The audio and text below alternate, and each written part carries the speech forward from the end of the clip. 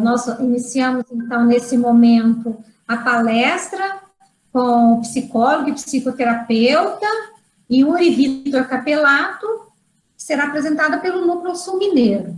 Eu peço a todos vocês, nesse momento, que quem não concordar com a exposição das suas imagens, que mantenha sua câmera fechada, né? A gente está cuidando disso por conta da lei aí, Lei Geral de Proteção de Dados, então, que permaneça fechado. As demais que concordarem, mantenham a câmera aberta, nós vamos ter um tempinho aí de interação.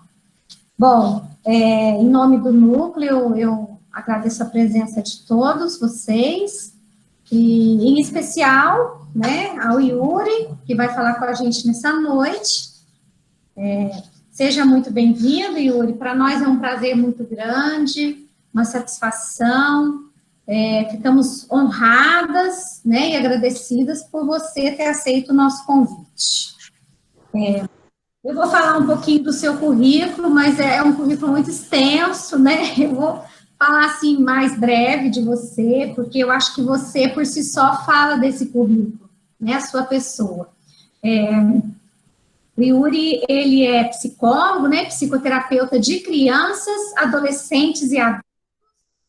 Ele possui graduação em psicologia pela PUC Campinas, ele é mestre em ciências médicas pelo Departamento de Neurologia da Unicamp, é professor convidado em cursos de especialização aí em neuropsicopedagogia, psicopedagogia, e ele também é coautor da obra A Equação da Afetividade, Como Lidar com a Raiva de Crianças e Adolescentes, que será o tema dessa noite, né? Nós vamos aproveitar aí para ouvi-lo, né, desse lugar que ele traz de fala para a gente, de experiência. Então, Yuri, seja muito bem-vindo, eu passo a palavra para você. Obrigado. Nossa, obrigado pelo convite, é uma honra poder estar aqui com vocês, falando desse tema, né, que eu já gosto tanto, um tema de muito carinho, foi o tema do livro que eu escrevi em parceria com meu pai, para falar para vocês, assim, a minha escolha pela psicologia foi muito, inclusive, em razão dessa área. Eu atuo, né, muito com TDAH, meu mestrado foi com crianças com TDAH, atuo com autismo há 18 anos, que eu trabalho diretamente com crianças com autismo, vai dar 19 agora esse ano, não esquece, de 2021.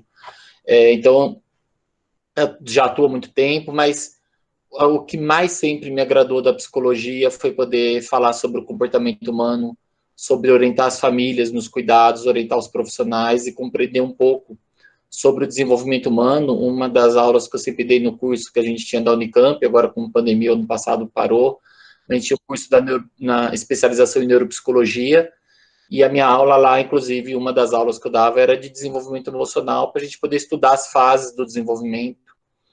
E esse tema, que foi até uma sugestão, né, do núcleo, e baseado aí no livro, esse tema surgiu de uma palestra de 2010, que eu e meu pai tínhamos sido convidados para dar, na livraria Saraiva, do Shopping Guatemi aqui de Campinas, e aí nessa palestra a gente falou sobre as questões neurológicas e psicológicas do comportamento infantil em relação às birras, à raiva, por que acontece, como entre os limites. E quando acabou essa palestra, o pessoal da editora Papyrus nos convidou e falou: nossa, a gente tinha que ter feito um livro disso que vocês falaram, aí se a gente tivesse gravado. E aí disso surgiu o convite para a gente escrever esse livro, como se fosse um bate-papo, igual foi nossa palestra. Então, eu não sei quem já teve acesso a ver o livro, é como se fosse uma conversa entre nós dois, e que foi a ideia da Papyrus, para a gente falar sobre isso. E disso surgiu esse tema, que eu vou compartilhar aqui. Não sei como que fica para vocês, se vocês quiserem, depois eu posso dar um jeito de pegar esses slides, eu só não posso as imagens, fotos, não posso compartilhar, mas os slides eu posso transformar em PDF e mandar para quem tiver interesse, vocês podem depois receber, se vocês quiserem, tá bom? Aí é só, Cláudia, você me lembrar e me pedir. Eu mando o que tiver descrito, eu mando para vocês, junto até com alguns artigos que eu vou citar aí, para se vocês quiserem, quem tiver interesse em se inteirar mais do assunto, eu posso mandar para vocês. Que bacana, eu acho ótimo. Porque aí as pessoas vão colocar o nome e o e-mail no chat para o envio de certificado. Aí a gente enviar o certificado, a gente envia junto todo esse material que você disponibilizar. Perfeito. Eu só peço isso, que não tirem foto dos slides que tiver, por exemplo, eu pus até foto do meu filho em alguns slides, tudo, então eu vou mandar tudo que tiver descrito, eu mando para vocês, não se preocupem, é só não esquecer de colocarem o nome no chat, então. Então, mais uma importância para lembrar, além do certificado, para receber o material, e eu mando também alguns artigos para ser compartilhado. Vou compartilhar aqui minha tela, vamos ver se vai aparecer. Eu estou com outro computador aqui do lado ligado para a gente... Aí, ó, apareceu. Tá todo mundo vendo, né? Sim, sim. Então, ó, falado, eu sou Yuri, eu tenho uma clínica aqui em Campinas, que eu atendo já desde 2005, né? A gente até mudou de lugar, mas eu atendo em clínica desde 2005. Sou casado com minha esposa, que é neuropediatra, então a gente é uma clínica de psicologia e neuropediatria. Atuo no DSAPRE desde 2006, que é o Laboratório de Distúrbios de Aprendizagem e Atenção da Unicamp, foi onde eu fiz o meu mestrado, que é vinculado ao Departamento de Neurologia. E depois, no final do dia hoje, antes de acabar a palestra, eu vou falar para vocês da ABNEP, que é uma associação que eu faço parte, a associação interdisciplinar mais antiga do país e uma das maiores da América Latina e no mundo, que é a Associação Brasileira de Neurologia, Psiquiatria Infantil e Profissões Afins. E a ABNEP, ela faz a cada 2 anos um congresso internacional, onde a gente tem psiquiatras, neuropediatras, psicopedagogas, psicólogos, psicomotricistas, fonoaudiólogos, terapeuta ocupacional, todos os profissionais, fisioterapeutas, todos os profissionais que são ligados aos cuidados da infância e adolescência, do qual a gente fala de todos os temas ligados à infância, de TDAH, autismo, distúrbios de aprendizagem, a problemas motores, neurológicos, epilepsia, a problemas psicológicos, cutting, suicídio. Então, a gente realmente atua sobre tudo. E a gente vai ter o nosso congresso esse ano pela primeira vez online, em agosto. E a gente tem palestrantes internacionais, nacionais, é um congresso muito grande, depois eu passo para vocês, é uma associação que vale a pena, porque vocês têm contato também com todos os profissionais da área da infância e adolescência. Tá? Eu gosto de começar minhas aulas com esse slide, com essa frase do Pitágoras, porque aqui a gente fala muito sobre a questão de educação, e não é uma preocupação nova, né? Pitágoras, há mais de 2.500 anos atrás, ele falou: eduquem-se os meninos e não será preciso castigar os homens. E aí, a gente vê que passou mais de 2.500 anos e a gente ainda não descobriu a resposta para isso, porque a gente continua tendo alta criminalidade, a gente continua tendo estupros, continuamos tendo abuso sexual, continuamos tendo tantos transtornos, a gente vê os jornais, a gente vê que as pessoas não são capazes de usar uma máscara no rosto e a gente descobre por causa disso, porque educação não é algo fácil. E a gente tem que compreender as mudanças pelas décadas, pelos anos, e compreender o desenvolvimento humano, por isso que eu falei da questão da minha aula de desenvolvimento emocional, porque se a gente entender o que é normal para cada fase, a gente não entende como ajudar a pessoa a se desenvolver. Lembrando que toda criança é um ser em formação. A gente não pode exigir que a criança já saiba como se comportar, eu espero que um adulto saiba se comportar. E conhecer o humano faz a gente também ter que conhecer um pouco sobre a nossa neurologia, o que faz a gente ter os nossos comportamentos. Eu falo que a formação de pedagogia, neuropedagogia, deveria ter psicopedagogia, né? Mas principalmente até da base da graduação de pedagogia, já devia ter muito enfoque em neurologia, porque quem mais trabalha com neurologia são os professores. São as pessoas que mais trabalham com neurologia, mais do que o neurologista, porque é onde está a base da formação do cérebro. Então a gente tem que entender um pouco o que gera essas emoções. O Kandel é o livro de neurociências, e ele coloca que a emoção, a gente ele divide lá em 2 nomes. Ele chama da sensação física, ele dá o nome de estado emocional. Por que ele chama de estado emocional? Ele chama as partes que a gente não tem controle. Porque a gente tem uma falsa crença, eu coloco esse slide para a gente entender, que a gente tem essa falsa crença de que a gente controla nossas emoções, que a gente consegue controlar nossos pensamentos e nosso cérebro. E é mentira. Muito do que acontece nos processos do nosso cérebro, muito do que acontece nas nossas emoções, a gente não tem controle.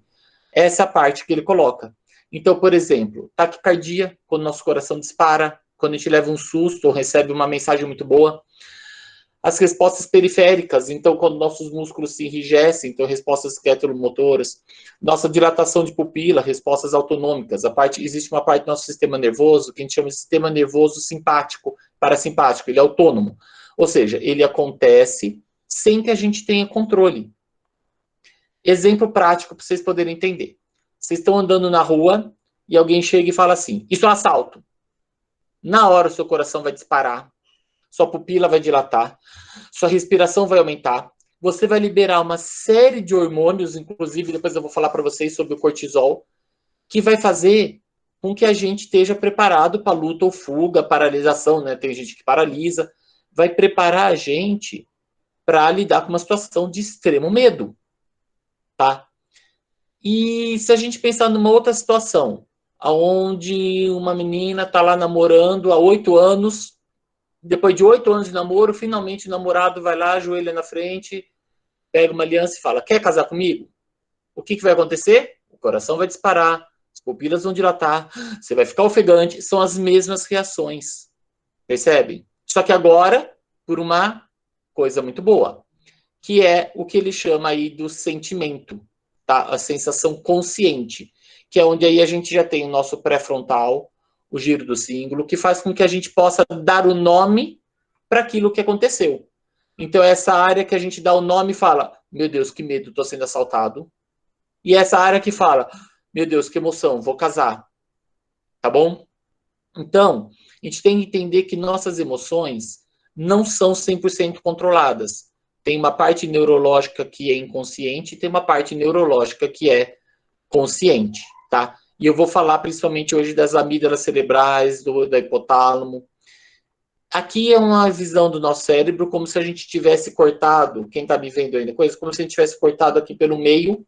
Então, vocês vão me ver como se fosse visto daqui para cá. Estou cortado no meio, estou vendo lá dentro, tá? O olho estaria aqui desse lado, aqui é o nosso córtex pré-frontal, tá o olho. E lá dentro a gente tem duas areazinhas chamadas de amígdalas cerebrais, que ficam próximo do hipocampo. E aí vem a parte muito importante para quem é pedagoga, psicopedagoga, para entender o processo de memória e por que tantas vezes, eu vou falar isso para vocês, porque tantas vezes as pessoas têm branco nas horas das provas. A gente fala, pô, mas não é possível, ele sabia tudo, por que deu branco? Isso daqui vai explicar, tá? Tem o tálamo. Essa parte do cérebro, a gente chama de cérebro primitivo, porque ela está presente desde os répteis, dos anfíbios e em todos os mamíferos, tá? E ela vai ser responsável por, o tálamo, ele recebe as informações do meio pela nossa visão, audição, e espalha pelo córtex. O hipocampo, ele é responsável pela nossa consolidação, memorização, consolidação da memória e pela recuperação dela. A amígdala vai ser responsável por processar muitas das nossas emoções, tá? Inclusive junto com o hipotálamo.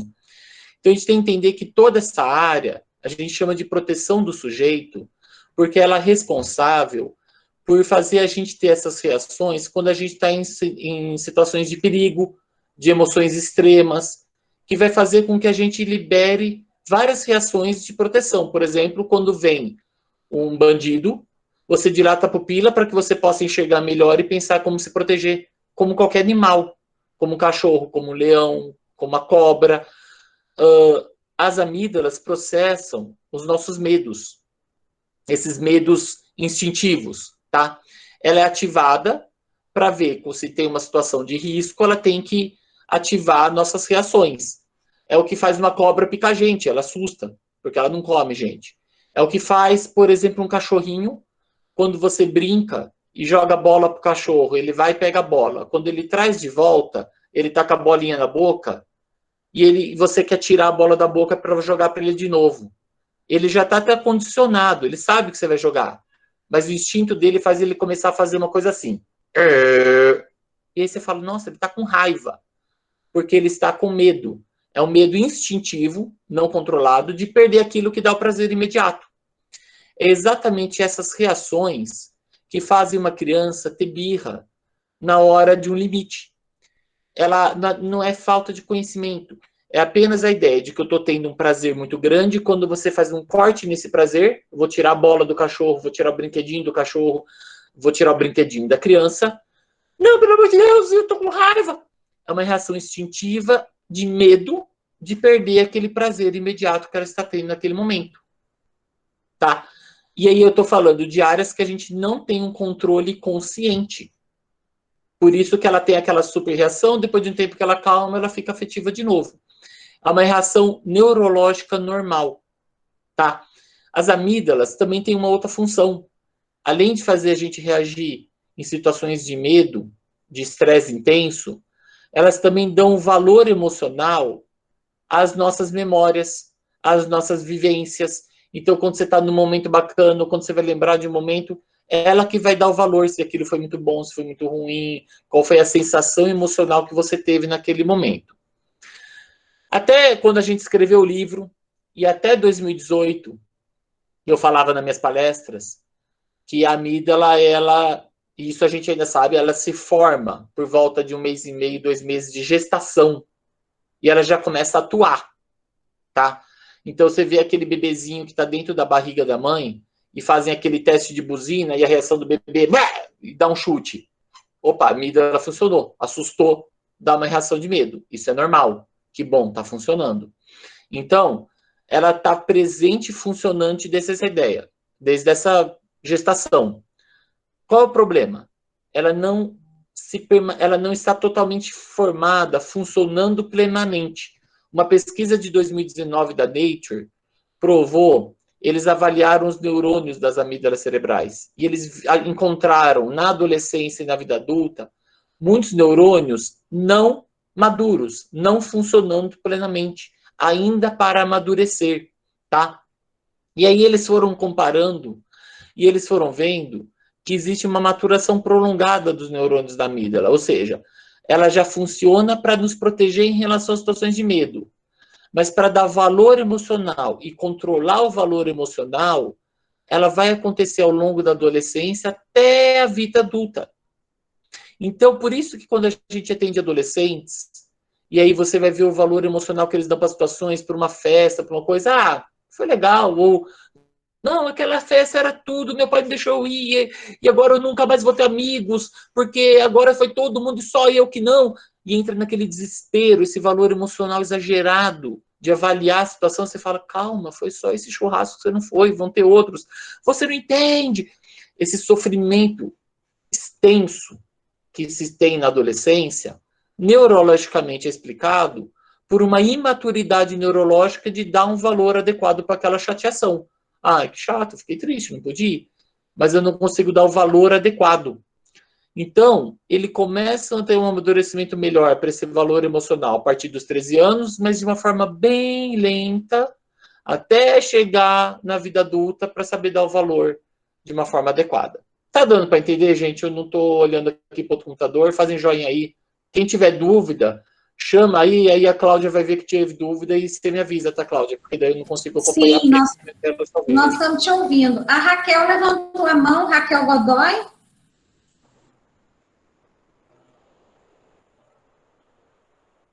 Acho que foi só sem querer. Tudo certo? Bom, qualquer coisa vocês me interrompem. O que é importante para a gente que dá aprendizagem, para quem trabalha com aprendizagem, entender sobre o que isso pode nos ajudar? Lembra que eu mostrei para vocês que a amígdala fica próxima do hipocampo? O que acontece? Quando a gente tem situações emocionais, seja de alerta, ou que eu associo com situações que eu posso carregar valores emocionais, eu consigo ativar a amígdala cerebral. A amígdala, quando ela é ativada, ela ativa a nossa suprarrenal. A suprarrenal é um gânglio que vai liberar alguns hormônios, entre eles o cortisol e a epinefrina. E esses hormônios, eles vão atuar, seja na amígdala ou no hipocampo, em áreas próximas, melhorando, amplificando a ativação com o hipocampo. Então, conforme eu ativo mais, eu melhoro a ativação do hipocampo e com isso eu consigo gravar mais aquela situação. Por isso que a gente fala tanto da importância de relacionar a aprendizagem com coisas do dia a dia. Então, quando eu pego e dou exemplo para vocês do dia a dia, quando a gente dá uma aula e dá exemplos de coisa que acontece, eu tinha um professor de física que ele ia ensinar a fórmula de velocidade. Aí ele contava toda uma história na sala de um menino, imagina, tudo adolescente, ensino médio, aí ele conta a história do menino que vai querer buscar a menina para ir no cinema. Aí ela mora a 15 quilômetros de distância da casa dele. E eles marcaram, ele marcou para buscá-la às 7 horas da noite. A rua até lá é uma velocidade média de 60 km por hora. Qual é a hora que ele tem que sair de casa para poder chegar na hora combinada, não chegar atrasado, não pagar mico? Aí começa todos os adolescentes a dar risada, porque ele pegou um na sala para dar exemplo. E aí ele vai lá, começa a mostrar com a fórmula, tudo. Todo mundo aprendeu. Por quê? Porque você associa com emoções que estão bem à flor da pele de menino adolescente. Imagina isso na época que se ia para cinemas, tantos anos atrás, tinha pouco cinema na cidade, e aí você imagina, não era tudo YouTube, né? Não existia internet, mas ele aproveitou aquilo daquela situação para ativar a amígdala cerebral sem ele saber disso, mas faz com que eles tenham emoções, começa a dar risada, começa a imaginar a situação, facilita a nossa memória. Só que esse mesmo circuito que facilita pode piorar e acontecer isso, que a gente tem aqueles famosos brancos. Sim, professor, eu sei a resposta. A resposta é deu branco. Por que não mantemos isso um segredo nosso?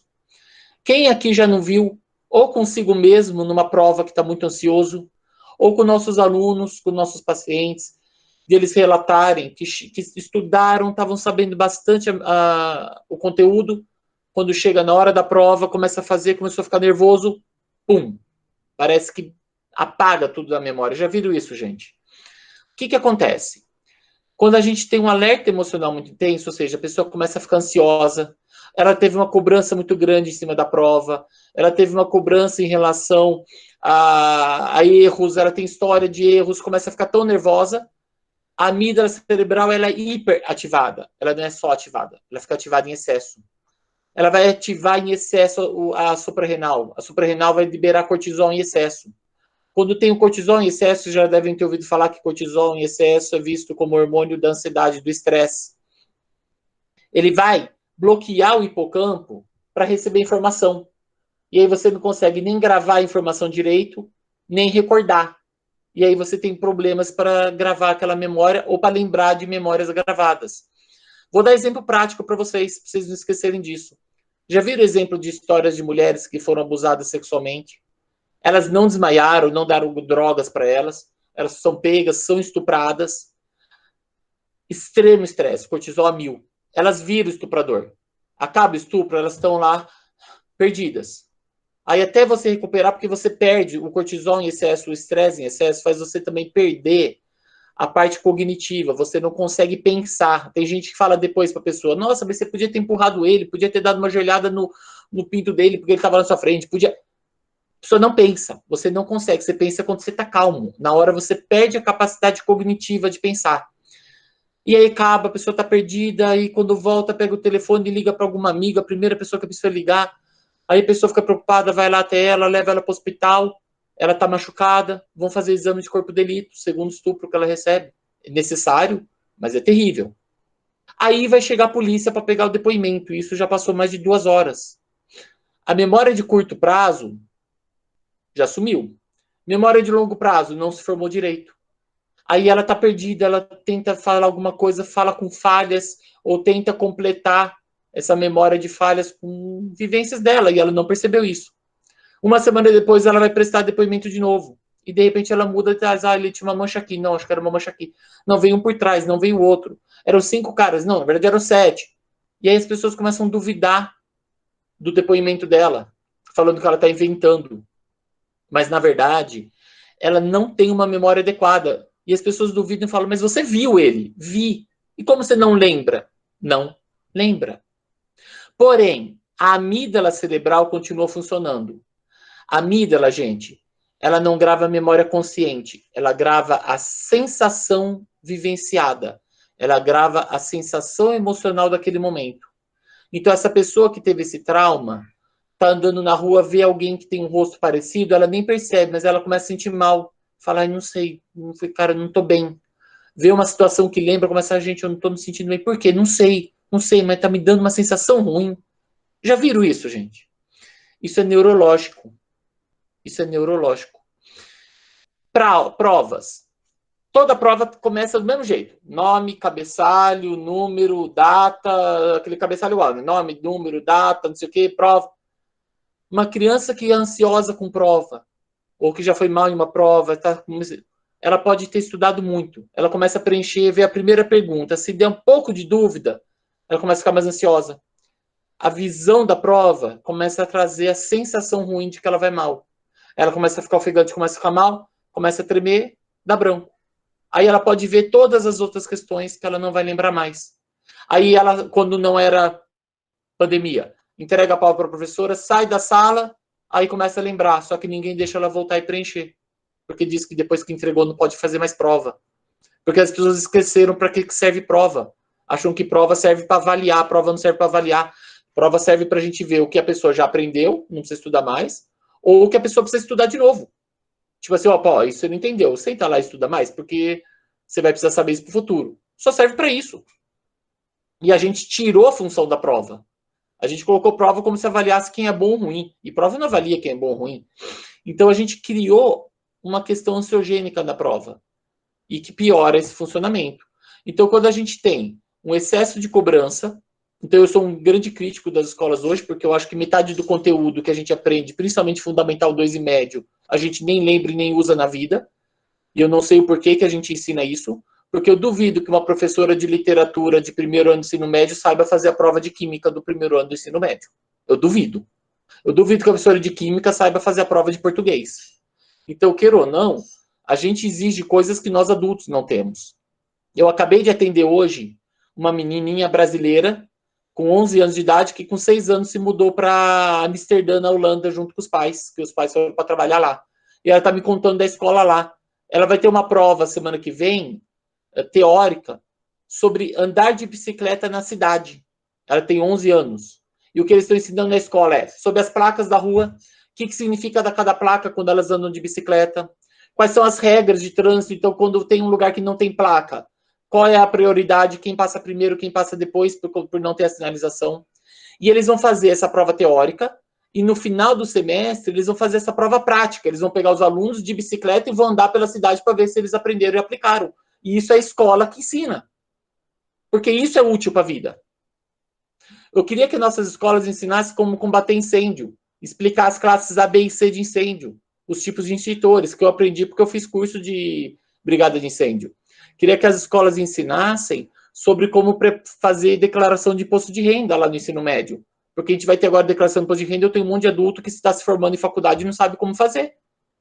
Mas isso me ensina. Que ensinasse nossas leis, nossa Constituição, que grande parte dos brasileiros nunca leram e não sabe quais são seus direitos e deveres.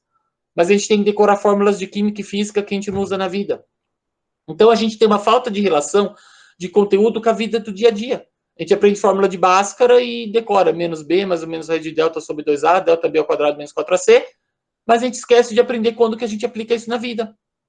Então a gente começa a fazer esse monte de decoreba e aumenta muito mais a ansiedade nas provas e avaliações e uma desmotivação, porque hoje eles têm um monte de prazer no dia a dia. Então o que a gente tem que entender da amígdala? Tá? Qual é a reação normal de uma criança quando ela está com medo? É raiva. Isso a gente fala no nosso livro. Toda raiva vem de medo. A gente está com raiva dos políticos, de como eles estão agindo nessa pandemia, porque a gente está com medo, porque a gente está com risco de vida, porque estão destruindo nosso trabalho, estão destruindo as vidas das pessoas que a gente ama, estão destruindo nossa economia. A gente tem raiva quando você está dirigindo e alguém corta seu carro na frente, porque você fica com medo, ele podia te matar, ele vai te atrasar mais ainda. Toda raiva vem de um medo.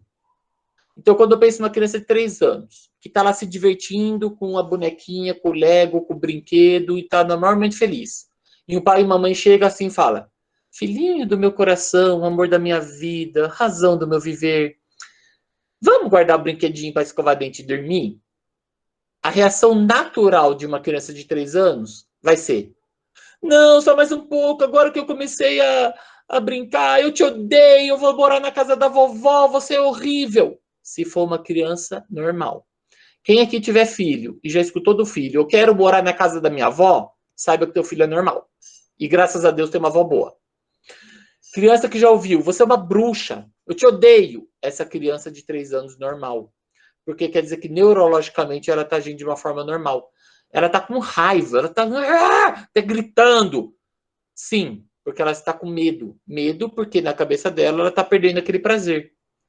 Ah, Yuri, mas eu falei para ela que amanhã ela vai brincar mais.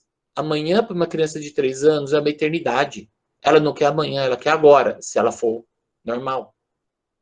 Como que uma criança aprende a suportar a frustração? Porque daí vem a coisa importante. Toda vez que a gente dá um limite, tem que ter frustração. Limite tem frustrações.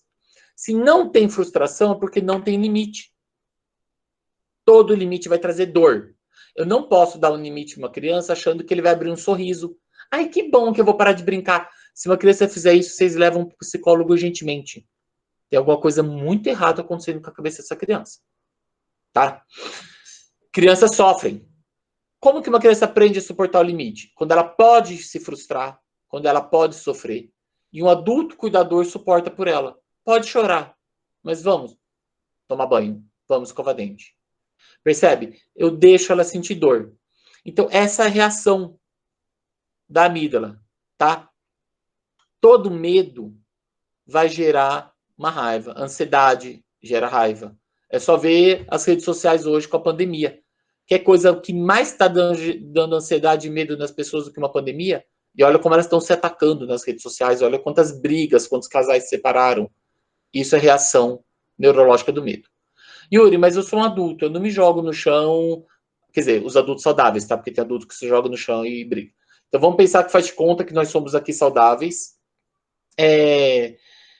Eu não me jogo no chão e grito, porque nós adultos vamos desenvolver uma outra área cerebral, porque essa daqui todos os animais têm, como eu falei para vocês.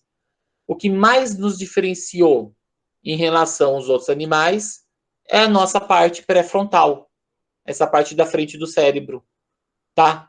Córtex órbito frontal, aqui, perto do olho, órbito frontal lateral.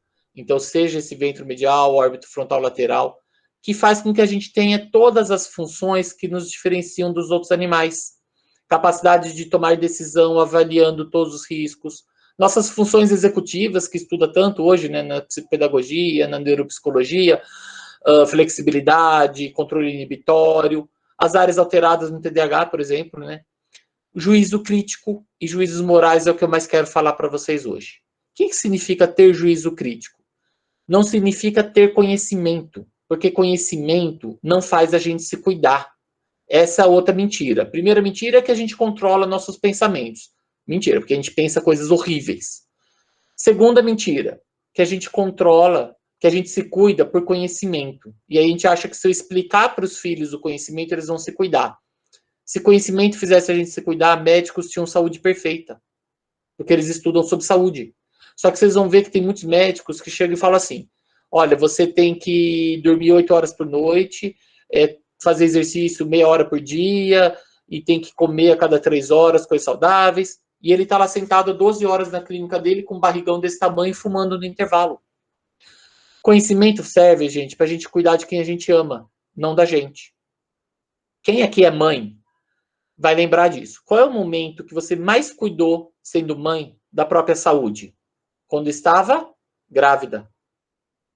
Porque você não cuidou por você. Você cuidou pelo seu filho. Você cuidou pelo seu filho e não por você. Antes de gravidez, está lá na faculdade. Tem dor de cabeça, fala para a amiga. Nossa, tô com uma dor de cabeça, amiga. Ah, eu tenho um remedinho. Você quer? Toma. E toma. Você não sabe nem o que é. Quando você está grávida, você pergunta 1000 vezes para o ginecologista o que você pode tomar ou não, ou até aguenta a dor de cabeça só para não ter que tomar remédio e não prejudicar o filho. Percebe, gente? O filho nasce. Bebê nasce, todo mole, não tem tônus. O primeiro tônus que eles adquirem é o tônus cervical, né? Antes disso, você tem que segurar a cabecinha. Você põe ele bebê no carro, naquelas cadeirinhas de bebê, vai passar numa lombada, você passa quase parando, vendo se o bebê está balançando. Deixa o bebê em casa, vai trabalhar, você passa voando na lombada. Percebe, gente? A gente usa nossos conhecimentos, nós somos adultos, para cuidar dos outros, não para cuidar da gente. Se conhecimento servisse para a gente cuidar da gente, ninguém tomava multa de velocidade. Porque a gente estudou física na escola e estudamos S igual a S0 mais VT, ou então com aceleração, e a gente sabe que a 60 por hora, brecando, a gente leva 15 metros para parar o carro. A 65 leva 27 metros para parar o carro. Então, a gente estudou isso. Que 5 km de diferença faz muito mais para parar o carro, pela desaceleração. Só que todo mundo tem a desculpa de que está com pressa, está não sei o quê, e não se cuida. Só que quando está com o bebê no carro, aí dirige devagar, com cuidado, por causa do bebê não de si. Se nós adultos não podemos nos cuidar por conhecimento, por que eu acho que uma criança vai ter que se cuidar porque eu expliquei para ela o que é certo e errado? Se neurologicamente ela não está pronta. Então, o juízo crítico é essa habilidade que a gente desenvolve, a capacidade de fazer o que é certo e errado, não saber. É a capacidade de fazer, ou seja, eu estou com pressa, estou atrasado para o trabalho, mas eu vou ter que chegar atrasado e devagar porque eu não posso ultrapassar a velocidade. Eu sinto muito. Vocês irem no churrasco depois de 2 anos de pandemia sem poder fazer churrasco e ir dirigindo e falar, para quem gosta de beber, não, eu não vou beber porque eu estou dirigindo, por mais chato que isso seja. É a capacidade de eu poder suportar uma frustração que eu mesmo me dou por um cuidado maior, não por conhecimento. É o executar. É a área de execução, não de conhecimento. Deu para entender essa diferença? Então, qual é o problema disso em crianças? Nosso cérebro, apesar de a gente nascer com ele pronto, a gente não nasce com ele funcional. Ele precisa amadurecer. Ele tem 2 formas de amadurecer. Um a gente chama de mielinização, que eu vou explicar para vocês. O outro a gente chama de apoptose neuronal, morte neuronal programada. A gente nasce com muitas redes neurais, e aí o bebê está lá naquela de não ter coordenação óculo-visual, então ele tenta pegar os objetos e não consegue. E conforme ele vai amadurecendo e refinando, morrem as redes neurais que faz ele não conseguir ter a coordenação e vai se intensificando apenas aquelas que faz com que ele consiga ir com a mão no objeto, tá bom? Outra forma da gente amadurecer, mielinização. A gente tem o neurônio e o axônio, onde passa o sinal elétrico. E aí, para isso, a gente tem a bainha de mielina, que é uma capa de gordura que encobre esse axônio, esse fiozinho, para passar o sinal elétrico normal. De um jeito bem grotesco, para quem não estudou neurologia, é encapar fio. Sabe esses fios aqui? Eu não estou conseguindo. Encapar o fio para passar o sinal elétrico. Nossos fios não nascem encapados. E aí a gente tem que criar essa capa de gordura para passar o sinal elétrico. Essa figura mostra o quando isso acontece ao longo da nossa vida. Eu quero que vocês prestem atenção nessa última figura aqui, que são as áreas associativas, inclusive nosso pré-frontal. Ele começa essa mielinização bem pouco, entre o 4º, 5º, 6º mês de vida. Mas ele só atinge o ápice entre a 2ª e a 3ª década de vida. Ou seja, aos 25 anos de idade, 23, 28, de acordo com algumas pessoas. Portanto, a gente só se torna maduro para ter autocuidado depois dos 25 anos. Não é 18, quando a gente achava. Por volta de 23, 25, 28, depende da pessoa e se estimulado. Eu conheço adolescentes de 50 anos de idade que ainda não conseguem se cuidar e eu imagino que algumas de vocês devem conhecer também. Algumas devem estar pensando no marido nessa hora, tá? Mas eu não tenho culpa, não dá certo ele brigar comigo. Quando a gente pensa, então, em crianças e adolescentes, que as amígdalas ainda estão amadurecendo para dar o valor emocional adequado. Quando o córtex pré-frontal ainda está amadurecendo para fazer a gente poder suportar melhor essa frustração, ter o juízo crítico para ter cuidado. Se a gente não tem isso, a gente tem comportamentos descontrolados que vão trazer prejuízos e dores e desconfortos. Por isso que crianças normais fazem birra, tá? É essa parte, inclusive aqui o dorso lateral, que faz a gente conseguir monitorar nossos erros. Por isso que o adolescente é ótimo para apontar o erro dos outros e não consegue mudar o próprio comportamento. Fala que é a geração dos pais que foi culpada de dar todo o problema do mundo, mas que ele sabe fazer o que é melhor. Que faz a gente regular comportamentos motivados. O que significa isso? É aquele adolescente que fala assim, não, pai e mãe, olha, eu sei. Ou fala até isso, né? Ou tia, a professora, né? Ou professora, ou chama a psicopedagoga. Olha, é o seguinte, eu quero passar de ano. Você vai ver, eu vou passar de ano esse ano, eu vou, e quando vai ver, passa a semana, estou jogando joguinho, Free Fire, não sei o que, Roblox, e Minecraft, e esquece de estudar. Regular comportamento motivado. São alunos de pós-graduação que querem se formar e fazer o TCC, só que tem 1 ano para fazer e deixa para começar a fazer no último mês. Percebe? Regular comportamento motivado, você fala assim, mas não está motivado? Pois é, eu estou motivado, mas eu não consigo ter o comportamento para isso. Eu não consigo executar o comportamento, a execução. Controle de impulsos. Aí fala, putz, o que eu fiz? Fiz besteira, eu devia ter pensado mais, só que não conseguiu controlar. É uma das últimas áreas. Por isso que a gente coloca que o adolescente não responde pelos próprios atos, porque eles não são capazes de tomar decisões nem antecipar risco.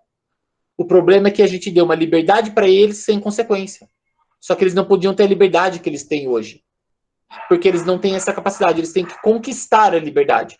Como que um adolescente ganha direitos? Eu falo que ele não ganha, ele conquista. Ele primeiro tem comportamentos, ele prova para poder conquistar e ter o que ele deveria ter. Então, até a total maturação, dessas áreas, a tomada de decisão, atitudes, comportamentos e capacidade de antecipar riscos não são confiáveis, por isso que eles têm que ter observação, a gente tem que estar de olho neles. Eles não vão sozinhos dar conta se foram coisas que trazem riscos para a vida deles. Por isso que a gente tem que saber acompanhar a vida deles. Aí vem o nome da nossa palestra. A gente tem monstros que dificultam essa educação que o Pitágoras falou. A gente tem 3 monstros que eu vou apresentar para vocês hoje. Nossa neurologia, a amígdala e o pré-frontal não amadurecido. Segundo monstro, relações afetivas. Por quê? Porque a gente tem uma ideia que acha que afeto é amor. Não é. Afeto não é amor, afeto é muito mais que amor. A gente deu o nome de equação da afetividade para o nosso livro, esse é o nosso livro, tá? Quem quiser ver essa capa do livro, que a gente colocou que afeto é a equação do amor quando surge o medo da perda. Então, afeto é amor mais medo de perda. Vamos dar exemplo prático para entender. Quem aqui é mãe? Eu adoro esse exemplo porque até hoje 100% das pessoas que eu fiz essa pergunta afirmaram sim com a cabeça. Eu não vi uma pessoa que me questionou. Se tiver alguém que me questione aqui, me fale. Mas até hoje eu nunca vi. Quem aqui é mãe, pais também fazem isso, tá? Uma vez eu estava falando com o Rafael Pereira, ele, ô Yuri, eu sou pai, eu fiz isso. Eu falei, não, beleza, eu também fiz. É que geralmente a gente fala muito mais com mães. Eu estava uma vez numa live, né, que eu fiz com o Rafael Pereira online no começo do ano passado, e a gente é amigo, ele me convidou para dar uma palestra para ele, a gente falou sobre isso.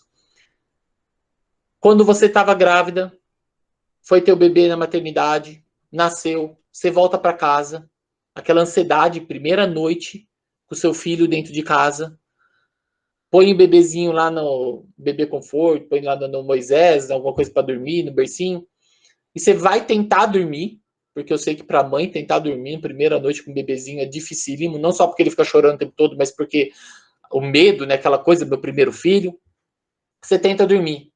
E quando você consegue dormir, tem mãe que acorda no meio da noite assustada, taquicárdica, porque tem amígdala cerebral, coração disparado, ofegante. A gente fica taquicárdico, ofegante para aumentar a oxigenação, para poder dar conta de enrijecer nossos músculos e ter respostas mais rápidas. Quanto mais oxigênio, mais rápido a gente reage.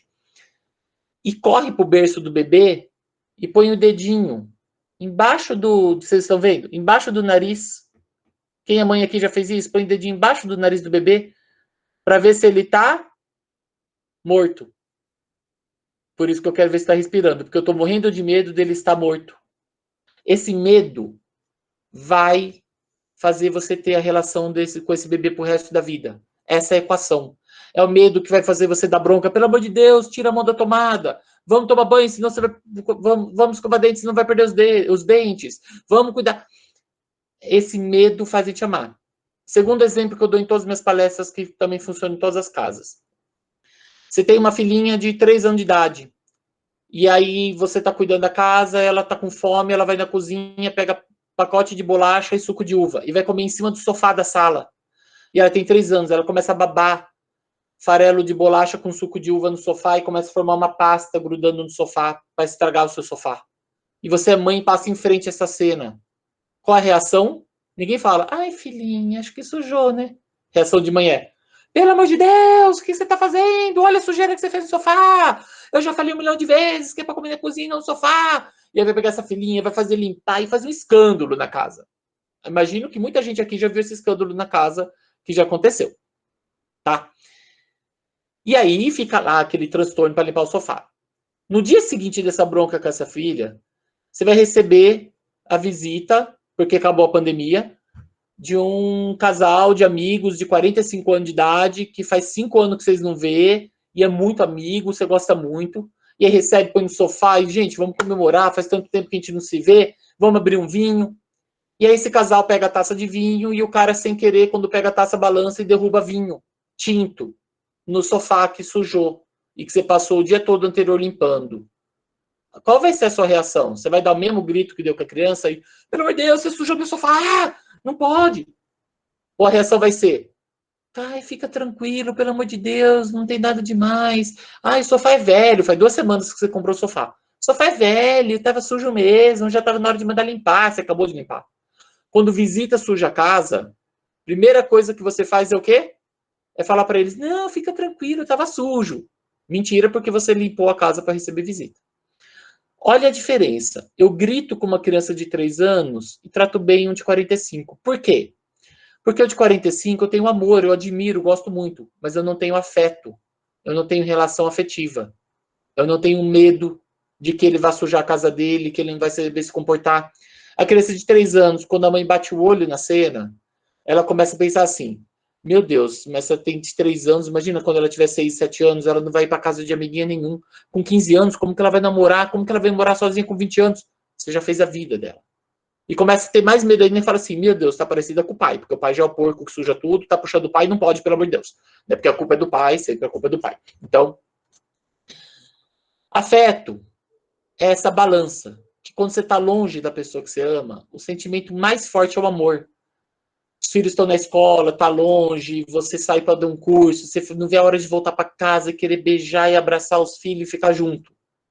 Quando você chega em casa, abre a porta e vê aqueles monte de brinquedos espalhados pelo chão, o amor vai embora, o Espírito Santo foge, você fica, pelo amor de Deus, que furacão passou aqui, que é isso?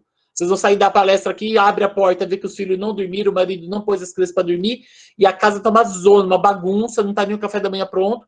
Vocês vão gritar. Por quê? Medo, tá? Quanto mais a gente convive com as pessoas, mais a gente percebe que a gente é diferente. Mais medo gera, por isso que brigas acontecem. Famílias normais são montanhas-russas de discussões e reparações, onde brigou, cada um vai para um canto, respira, volta e fala, desculpa, acho que eu tô cansado, eu tô estressado, aí eu também, não é? E fica tudo bem até a próxima briga.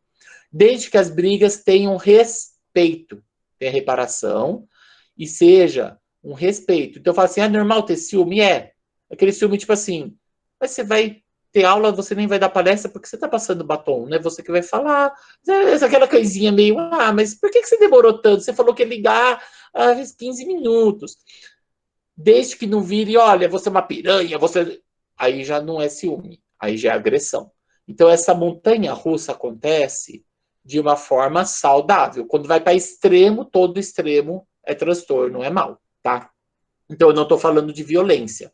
Eu estou falando daquelas brigas naturais pelo estresse do dia a dia, pelo medo de perder aquela pessoa que você ama. Medo de que essa diferença faça com que vocês não possam ficar mais juntos. Então, relações afetivas tem que ter carinho, beijo no rosto, colo, respeito, amor, mas algumas discussões acontecem, porque afeto vem da palavra afetar.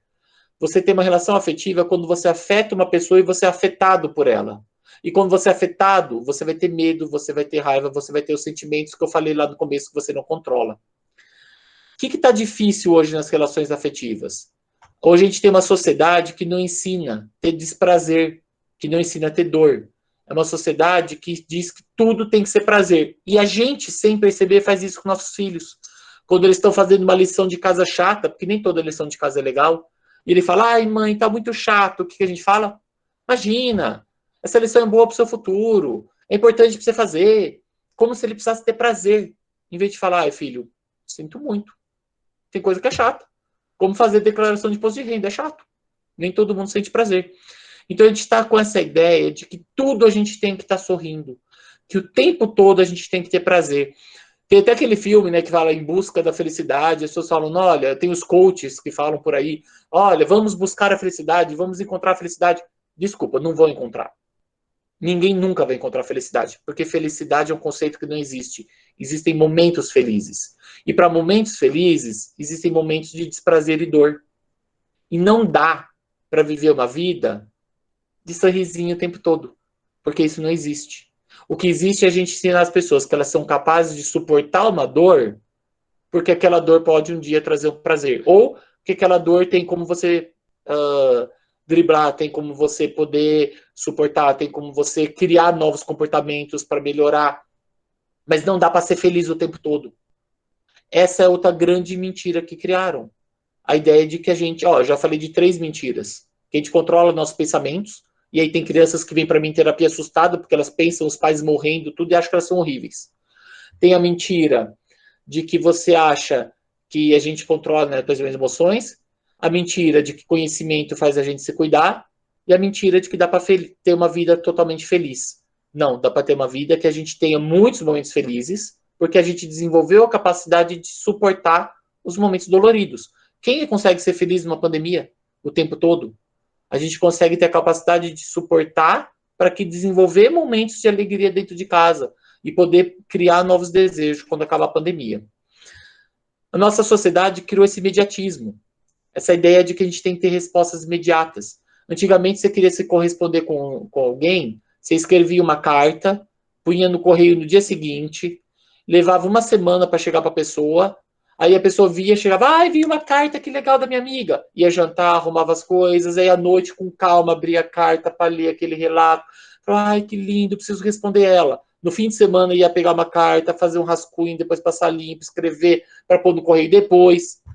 Hoje, a gente criou essa coisa horrível chamada WhatsApp, que ajuda tanto a comunicação, mas é um dos maiores ansiogênicos que eu já vi. Porque quando você manda uma mensagem, vem um vizinho, você fala, opa, minha internet funcionou. 2 vizinhos, você fala, opa, chegou no celular da pessoa. Aí as pessoas começam a ficar ansiosas, tipo, ó, ela já recebeu, que horas que ela vai ler? Que horas que ela vai ler? Pior se a pessoa aparecer online. Ela tá online, ela não tá abrindo a mensagem, ela tá online, aí você começa a ficar desesperado, porque você perde a capacidade de entender que às vezes ela tá online fazendo outra coisa importante. Se ficar azulzinho, as pessoas explodem de ansiedade. Já aconteceu isso? Vocês? Porque ficou azulzinho e fala, a pessoa leu. E aí fica assim, ela não respondeu. Por que não respondeu? Ela não gosta mais de mim? Ela não tá ligando para mim? Porque já viram isso, gente? As pessoas perdem a capacidade de empatia, de se colocar no lugar do outro, imaginar que ela leu, só que às vezes ela leu e tocou o telefone e ela foi responder. Ela leu e ela teve que resolver um outro problema, o filho gritou, o trabalho chamou. Ela leu e tem gente que hoje lê dentro do banheiro, fazendo cocô, e aí ela parou para se limpar, vai vir responder com calma depois. E a gente perdeu essa capacidade, que a gente não tinha esse problema antes, porque você nunca sabia que horas que chegou a carta na casa da pessoa e que horas que ela abriu essa carta. Então, a gente criou mecanismos de aumentar. A gente tem hoje crianças e adolescentes também, e o que a pandemia está me preocupando muito por causa disso, porque a gente aumentou muito o tempo das crianças frente a telas. Coisas que a gente falava de 6 a 12 anos, no máximo 2 horas por dia de computador, tablet, televisão, segundo a Academia Americana de Pediatria. 2 horas por dia. Hoje elas ficam só em aula de 4 a 5 horas por dia, fora as lições de casa. Isso é um absurdo. A gente está destruindo. Eu estou tendo, cada vez mais chegando no meu consultório, crianças totalmente dependentes. Quando eu falo de dependência tecnológica, não é porque gosta de ter joguinho. É dependência, gente. É ter reação de você desligar o computador da criança ou tirar o celular, e ela tem reação igual você tirar cocaína de um usuário. Dela entrar em surto, igual surto de dependente de cocaína. Isso é gravíssimo, tá? O excesso de uso faz as crianças serem cada vez mais agressivas, porque a tecnologia traz esse prazer imediato, aumenta a reação amidalar de não saber lidar com a frustração. Inibe a capacidade de desenvolvimento do pré-frontal, de você suportar essa frustração de não ter, porque é muito rápido. YouTube é rápido, você tem lá, você sai de um vídeo e está em outro, está em outro, está em outro, é infinito.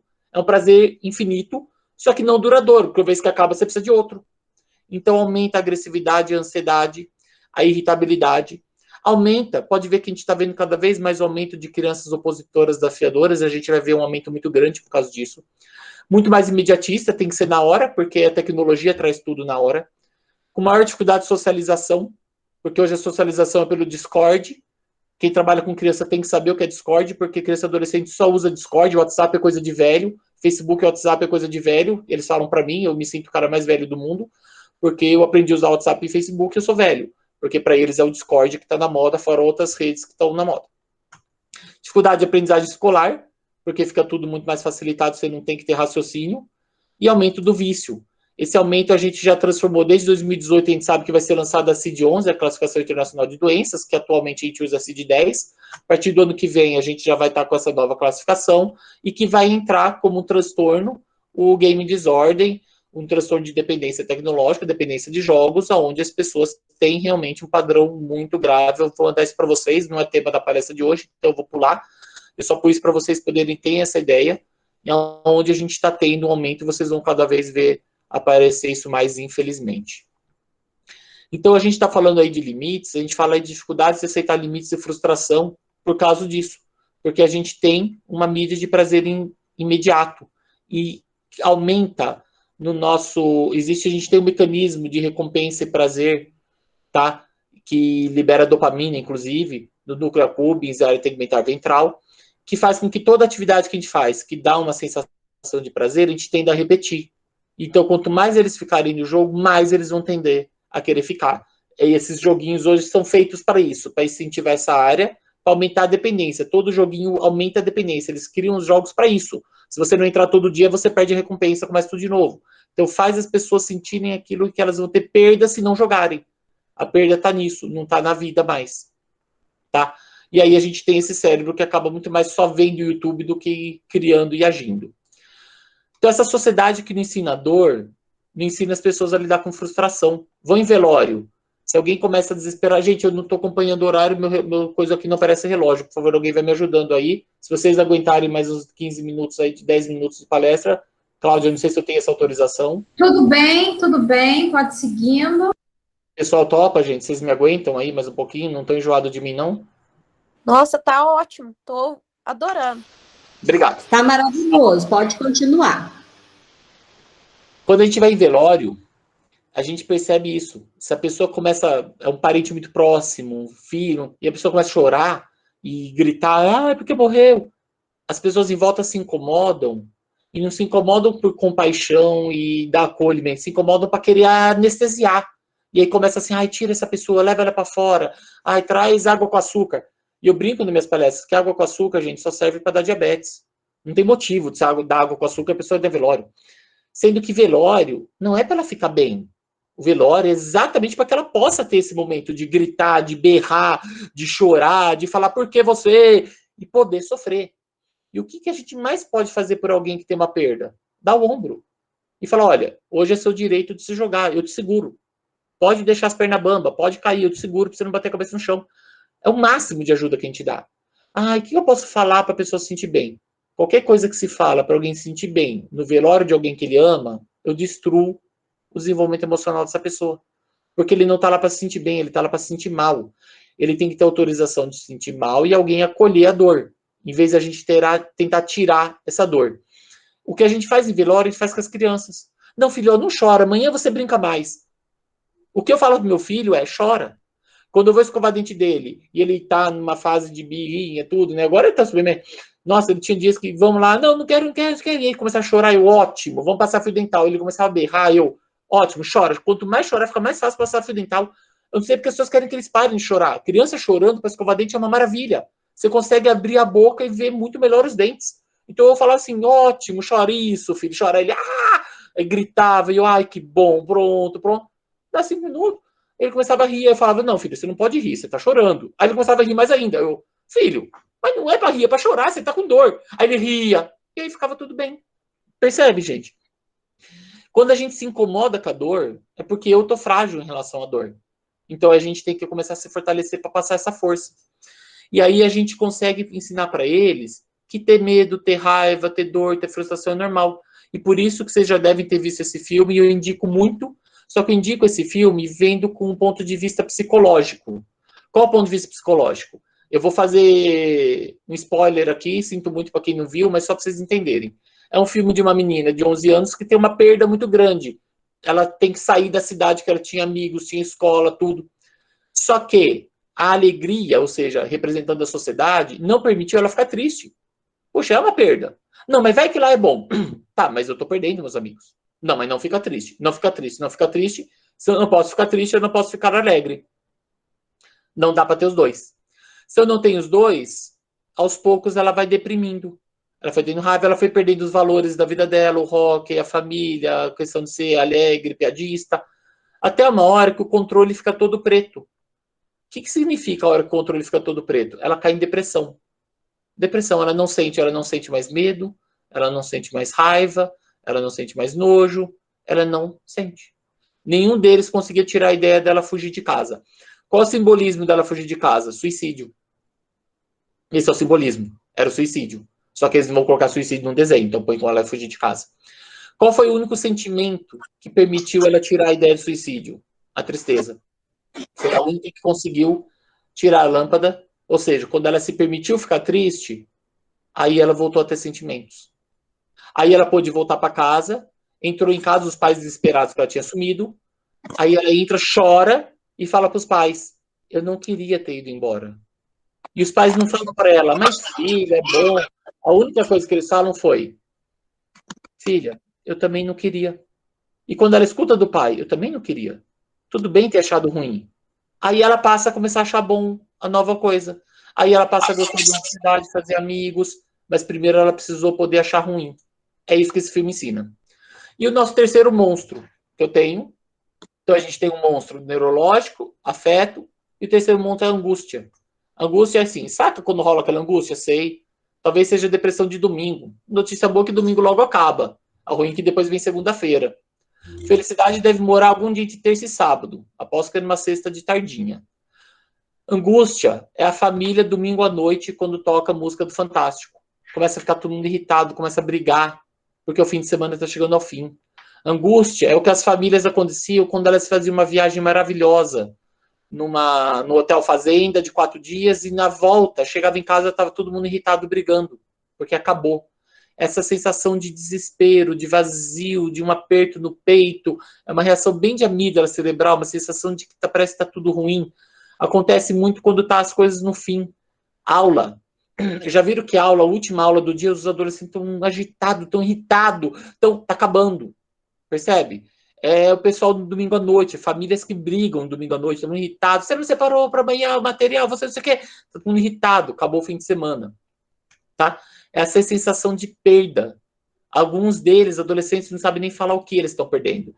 Qual o melhor jeito da gente ajudar? É permitir que a pessoa fale. Então a fala não nossa. A gente não fala para alguém que está angustiado, a gente deixa a pessoa falar. Como que eles falam? Agredindo. Porque eles estão com a relação amidalar. Aquele adolescente chega em casa, ou tá bem e fala: que foi? Nada, pô, me deixa sozinho, quero ficar sozinho no quarto, tô irritado, eu te odeio, odeio minha vida. Quem tem adolescente já viu isso. O que eu peço para os pais fazerem? Entrar no quarto, sentar, pegar na mão, e eles falar: larga minha mão, sai sua besta, idiota, eu odeio você, você me deixa em paz, eu não tenho privacidade dentro do meu quarto, coisa horrível, coisa chata, pelo amor de Deus.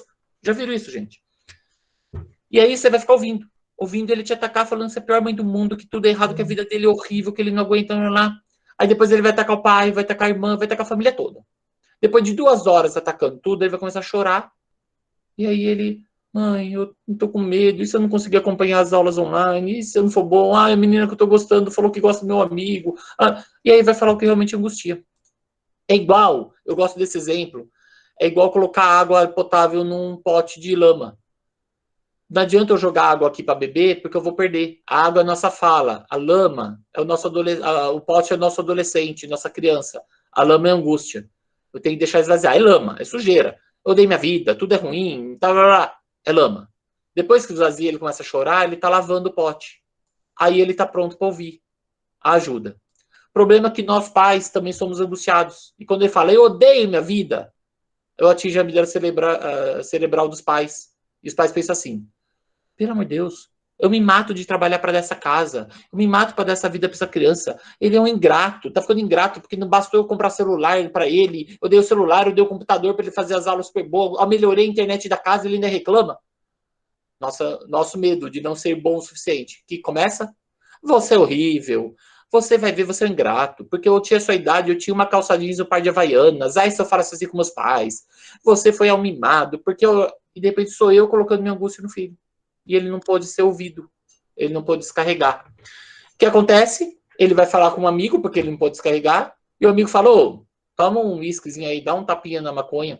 O THC, o tetraidrocannabinol, ele entra na sinapse dos neurônios e baixa essa sensação de autocobrança, de sofrimento. Então traz aquele relaxamento. Eu tinha um adolescente que usava maconha 3 anos atrás que eu atendi, e ele falou assim: olha, meus pais trouxeram aqui porque acharam maconha na minha coisa.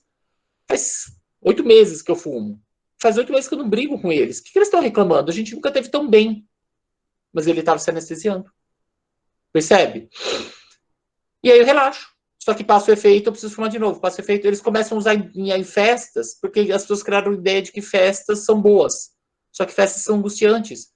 Eles vão ansiosos. Tipo, será que eu vou conseguir paquerar? Vou ser paquerado? Será que eu vou curtir? Eu vou me enturmar? Eu vou ficar sozinho? Eu vou me sentir mal? Aí eles fazem aquele esquenta, enche a cara, para chegar anestesiado. Percebe? Não bebe porque gosta do gosto da bebida. Tem bebidas que eles bebem que faz até careta. Você vê que o gosto é horrível. Bebe pelo álcool. Se você faz churrasco, fazem isso. Eles enchem a cara do churrasco para não sofrer, para se anestesiar. Só que o álcool é depressor. Ele traz uma euforia inicial, depois deprime. Aí fica todo mundo lá no final da festa ou irritado, porque está deprimido, ou aquele, ai, eu te amo, trem das 11, lá, porque está tudo deprimido. Ideações suicidas, ou vou me vincular a PCC, a grupos religiosos extremistas, porque daí eu começo a me sentir querido e sentir que eu faço parte de algo, como se alguém me entendesse. O suicídio é algo muito grave no mundo, tá? É uma morte para cada 40 segundos, eu tenho muito medo que a pandemia vai aumentar disso.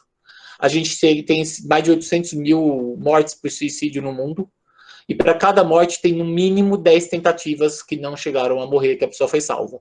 Então a gente tem aí no mundo, podemos contar aí, de 8 a 10 milhões de tentativas de suicídio por ano. No mundo, é a segunda principal causa de morte de 15 a 29 anos de idade, perdendo só para acidentes, tá? Acidentes automobilísticos, coisas assim.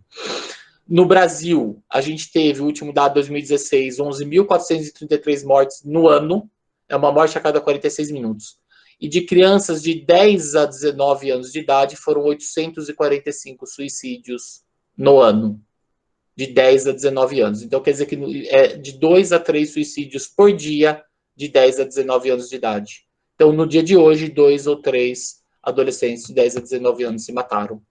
Então, a gente tem que ajudar as pessoas a compreender, primeiro, que ter raiva, criança chorar porque recebeu o limite é normal. E a gente saber usar essas emoções para se cuidar, resgatar os valores da vida, né? E ensinar a fazer exercícios de relaxamento, aprender a lidar com limitações, como está a ansiedade, saber que a gente não tem o controle de tudo. Eu vou pular um pouco rapidinho pelo tempo, só para poder passar para vocês uma coisa que eu quero passar. Da pandemia, eu tenho orientado as famílias para melhorar um pouco a ansiedade, manter um pouco a rotina, então durante a semana ter a hora de acordar, ter uma hora de dormir cedo, manter o horário de sono, que as pessoas perderam totalmente, né, a questão do horário de sono, da alimentação e autocuidado, e manter contatos, nem que seja online. Quem atende crianças aqui pequenas, eu já viu aula online de crianças de 5, 6, 7 anos, vai ver que a professora assim, vamos falar de matemática. Mas assim, tia, olha que eu ganhei, tia, olha meu dente caiu, tia, olha não sei o quê. E aí vocês perdem 5, 10 minutos da aula só ouvindo, tia, já viram isso? Esse é o nível de ansiedade que as crianças estão. E aí eu falo para as pessoas, gente, tira 15 minutos da aula, oi, fala, fulano, agora você fala. E deixa eles desabafarem, porque eles estão surtando dentro de casa. Eles precisam ter esse momento de poder falar um pouco deles, porque eles não têm mais. E aí entra isso que eu queria falar para vocês. Qual que é o maior desejo do ser humano? O que o ser humano mais deseja na vida? A Mafalda fala, tchau, mãe, vou brincar na casa do Felipe. Tá bom, tchau. Ela desce, para, volta. E não volte tarde, sua negligente. Tipo assim, você não está preocupada comigo? Lacan falou que o desejo fundamental do ser humano, que as pessoas mais desejam na vida, é o desejo de ser desejado, de ser cuidado.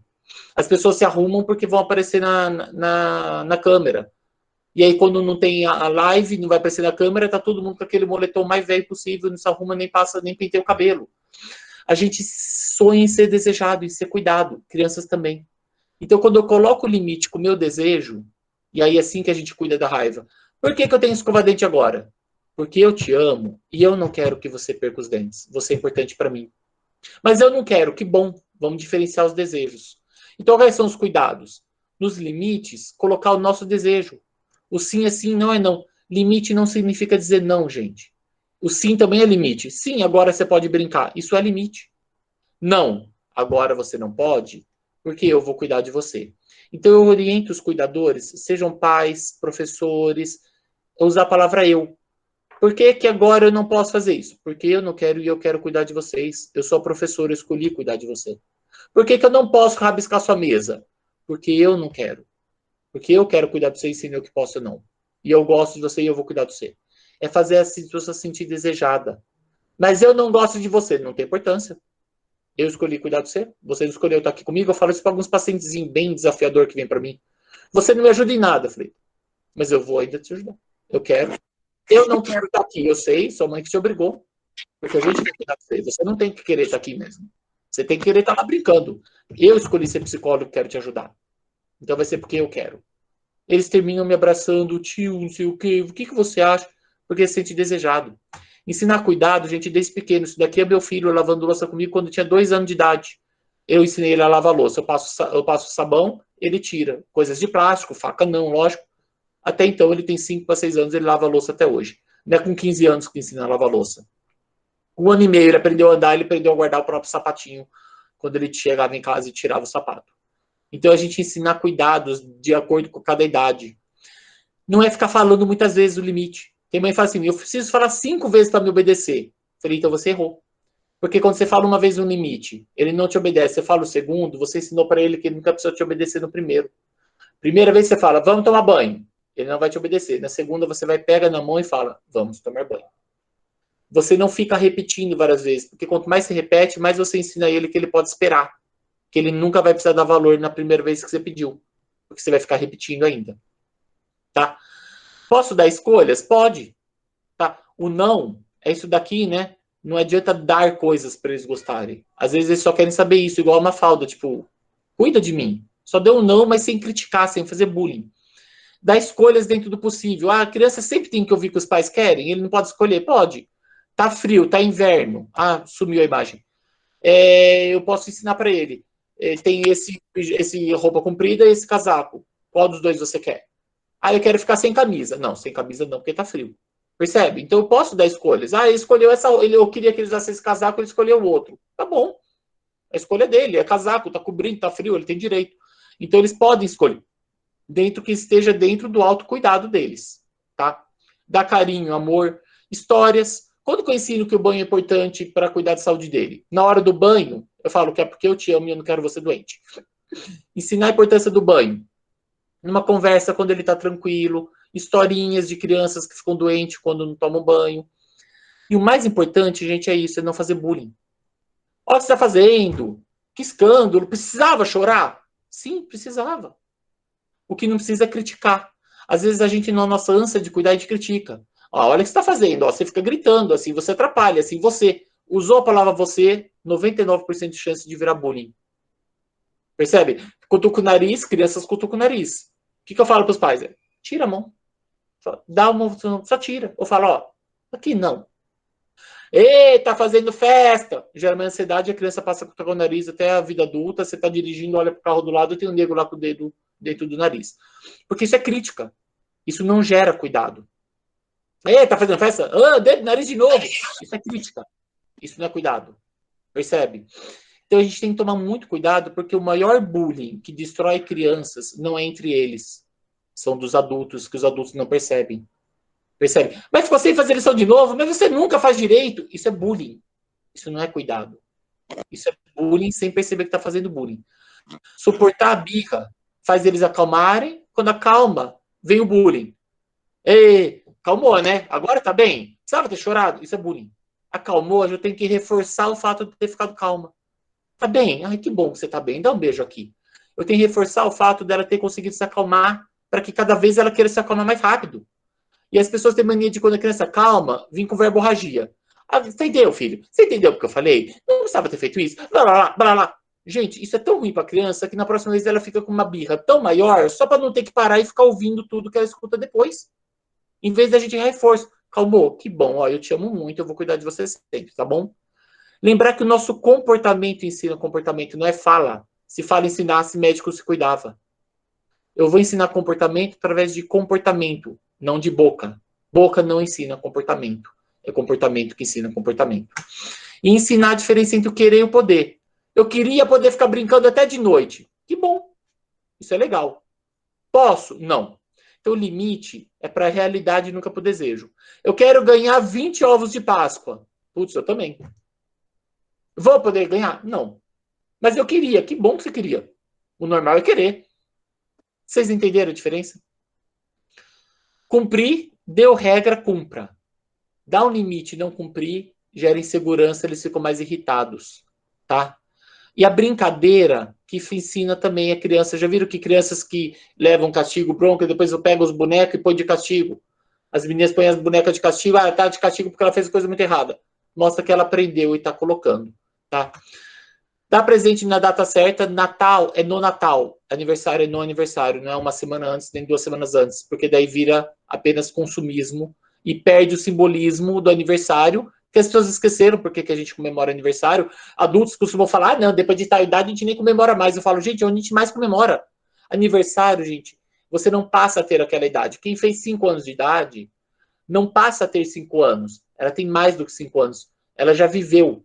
Quem nasceu tem 0. Quem tem 1 mês de vida já viveu 1 mês. Quem tem 1 ano já viveu 1 ano. Então a gente comemora o aniversário pelo que a gente já viveu. Tipo assim, ai, parabéns, que bom que você ficou vivo e eu pude acompanhar a sua vida. Por isso que eu te dou um presente, para mostrar o quanto eu tô feliz de você estar vivo. Se eu dou antes, ele não ficou 5 anos vivo. Ele não ficou 25. Ai, vou fazer 60 anos, não vou nem comemorar. Comemora, quer dizer que você viveu 60 anos no mundo que tá morrendo tanta gente. Coisa mais alegre da vida é saber que viveu 160 anos, 70 anos. Que coisa mais gostosa do que isso? Ai, depois dos 40 anos comemora. Gente, onde mais comemora? Você tá vivo. Você podia ter morrido, porque antigamente, antes de antibiótico, antes de vacinas, crianças morriam um monte. A mortalidade infantil era gigantesca. Mães morriam. Por isso que a gente põe a morte da mãe da Branca de Neve, da Cinderela, porque isso era comum. Era comum, a mulher estava grávida e o bebê morria no parto. Então a coisa mais comum é que as pessoas morriam. Por isso que a gente conta histórias de morte para as crianças, para entenderem que a morte existe. E viver esse medo, para se cuidar.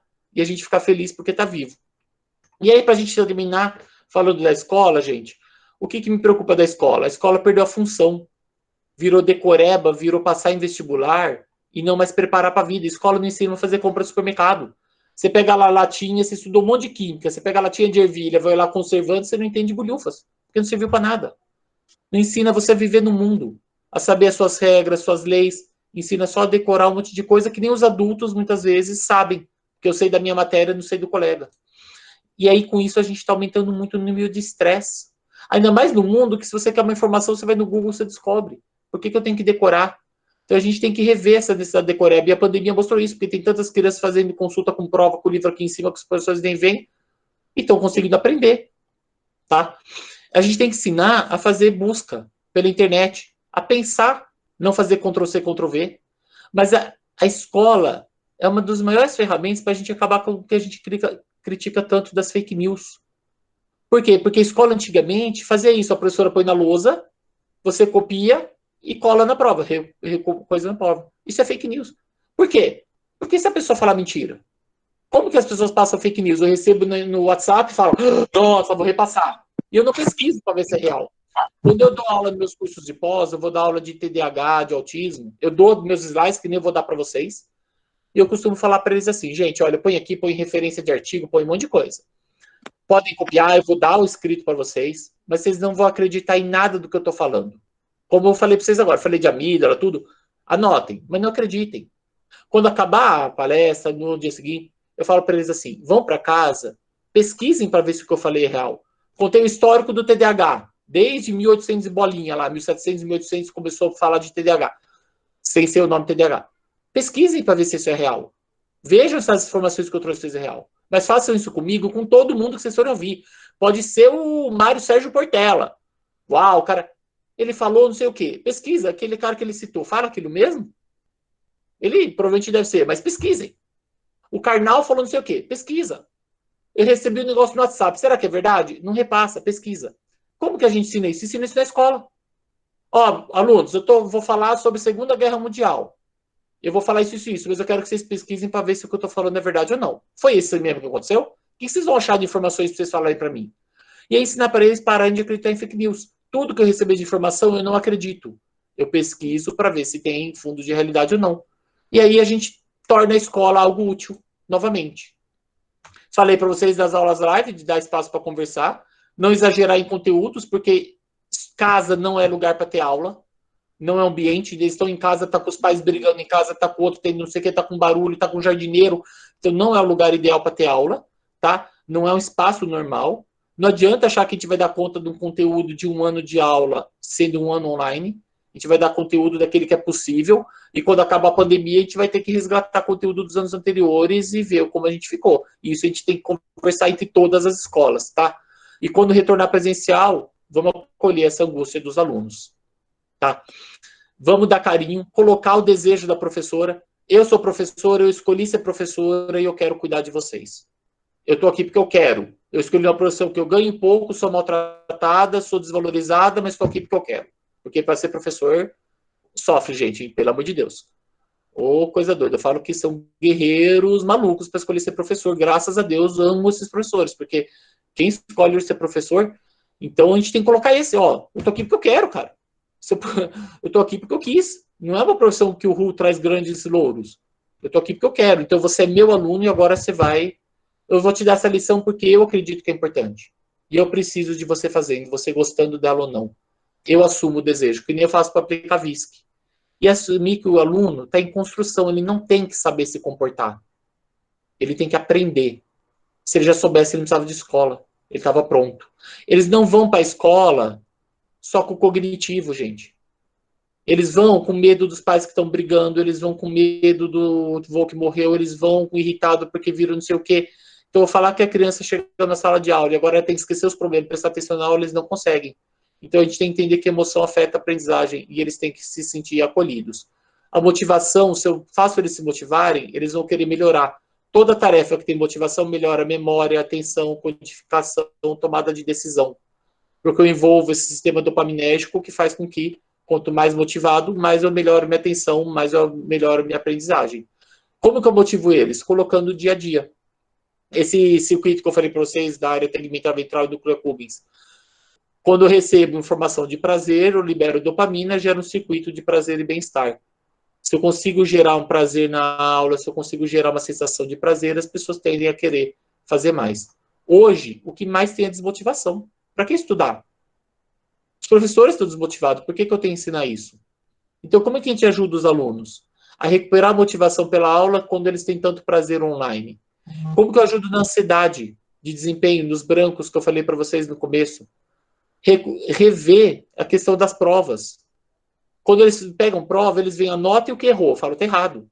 Nota para mim não serve para nada, porque ninguém veio no meu consultório perguntar que nota eu tirava na escola para ver se eu sou bom psicólogo ou não. Eles vão ver meu conhecimento. Então eu falo para eles assim, vamos ver, primeira pergunta. Tio, essa eu acertei. Ótimo, vamos ver. Você não sabia isso um ano atrás, então vamos ver o que você acertou. É uma coisa que você aprendeu. Perguntou isso, você respondeu isso. Então essa parte do conteúdo você entendeu, certo? Então tá entendido. Pergunta 2. Tio, errei, foi besteira, eu distraí. Olha só que besteira, era para ter feito isso, na hora eu confundi, mas o certo é esse. Eu falo, parabéns. Mas eu errei, tô nem aí. Agora você aprendeu. É para isso que você vai na escola, não é para acertar na prova, é para aprender conteúdo. Então agora tá certo. Agora eu tô contente. Essa questão, tio, essa eu não sei. Então vamos rever? É só para isso que serve prova. Escola é para aprender, não é para tirar nota. Eles têm que estudar lá para eles terem daqui 20 anos aquele conhecimento. E não para a prova do dia seguinte. Ah, eu vou estudar porque vai cair na prova. Não, você vai estudar para sua vida. Não importa se vai cair na prova ou não. E entender as queixas deles. Então, o resumo é isso. Se eu cuido com a afetividade, eu desejo a pessoa, suporto a frustração, coloco os limites com o meu desejo, sem agredir, assumindo o meu desejo de cuidador, sendo assertivo. Não falo agressivo, nem, gente, por favor, gente, vamos cuidar, dizendo apenas vezes o limite. Quando eu cuido com violência, seja verbal ou física, eu pioro a autoestima de quem está sendo cuidado, gero raiva dos professores ou raiva dos pais, violência, agressividade, ou vai para outro extremo. A pessoa, para aceitar os limites, se cala. É aquele criança boazinha e fala, vamos desligar a TV? Tá bom. Quais brinquedos? Tá bom. Tá bom, e com 11 anos se mata. Porque não tem prazer. Ele aceita tudo, porque tanto faz, desliga, tá bom.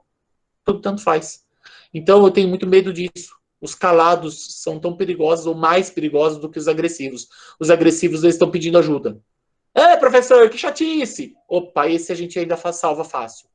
O caladinho que não fala nada, esse me assusta. Esse me preocupa. Mais do que o agressivo. O agressivo, ele já está pedindo ajuda. Fica mais fácil para a gente atingir. O caladinho, que baixa a cabeça para tudo, que não reclama de nada, que tudo tá bom demais, que não sei o quê, que nada... Esse me preocupa. Tanto que quando meu filho faz bem, eu falo, graças a Deus, tá bonzinho demais. Tá precisando fazer uma coisinha errada para eu ver que ele tá bem, que ele tá gostando de brincar. Aí eu fico feliz, porque eu sei que ele tá normal. E na escola fala que ele é muito bonzinho, crescendo bonzinho, eu falo, graças a Deus, porque aqui eu vejo que às vezes ele faz as pontadas dele, e aí eu sei que ele tá no caminho certo, porque eu vou lá, cuido da limite, ele fica meio assim, papai, você tá bravo? Tô, e vou cuidar de você. Depois ele tá me beijando e fica bem. O César Milan cuida de cachorros, ele fala que cachorros precisam de exercícios para o corpo, disciplina para a mente e afeto para o coração. Crianças também precisam se mexer, brincar, ter movimentos para o corpo, limite para a mente e carinho para o coração. E aí, o que eu falo da gente ser um cuidador? É quando a gente suporta a nossa dor, você é horrível, que professor chato, que pai horrível, para poder ouvir e entender que ele está sofrendo, por isso que ele está fazendo isso. E aí eu vejo que ele passa a aprender a se cuidar. Papai, tem que ir lá fazer xixi, né? Papai, tem que parar agora. Opa, agora ele aprendeu. Tá? E educador, eu gosto de fazer isso daqui. Meu pai que me ensinou. Ele fez uma brincadeira com a palavra educador, que chamou aquele que educa a dor. Educador é alguém que se transforma em um educador. Ele acolhe a angústia dos alunos, escuta as queixas, sejam relacionadas à aula, à escola, à aprendizagem ou não, para que ele possa se acalmar e possa estar vazio de lama e pronto para ele poder participar da aprendizagem no seu mero espectador. Porque daí ele acolheu as angústias e se sentiu bem. É mais fácil ensinar do que educar, porque ensinar você só tem que ter conhecimento, para educar você precisa ser, precisa agir. E aí onde eu faço o meu apelo para a gente lembrar que não adianta dar informação se a gente não cuidar da saúde mental, porque informação sem saúde mental não adianta nada, tá? E essa frase do Mandela, que eu falo tanto do medo, e ele teve essa frase: aprendi que a coragem não é a ausência do medo, mas o triunfo sobre ele. O homem corajoso não é aquele que não sente medo, mas o que conquista esse medo. Eu uso o medo para aprender a me cuidar. É o medo que a gente tem da pandemia que faz a gente suportar e se cuidar, não deixar de ter medo. Faço o convite para vocês, de 23 a 29 de agosto, participarem do nosso congresso da BNEP. O site ainda não está no ar, logo estará, a partir de abril, 5 de abril deve estar no ar, abrindo para inscrições. Procurem por ABNEP 2021 ou no site do abnep.org.br, vai ter um link para o site do congresso. Deixo aqui meus contatos, meu e-mail, tem o Facebook da minha clínica, o meu Facebook pessoal e meu Instagram. Mando isso para vocês. Aqui está o meu filho com o meu cachorro, né, meus presentes de vida. E peço desculpa aí por ter ultrapassado muito tempo. E agradeço a atenção de vocês. Espero que tenha valido a pena. Estou aberto para dúvidas. Qualquer questionamento, reclamação, falei demais. Não aguentam mais eu. Nossa, tá tão bom que a gente nem viu a hora passar, né? Muito bom. Você, assim, traz para a gente com muita clareza os exemplos. E a todo tempo as pessoas participaram aí no chat, mas eu acabei não te interrompendo, né? Porque estava tão boa a fala, você estava seguindo bem. E a Luciana Silva Vilela, ela fez uma pergunta, eu não sei, até acredito que já foi respondida, Luciana. Você quer falar, fazer essa pergunta?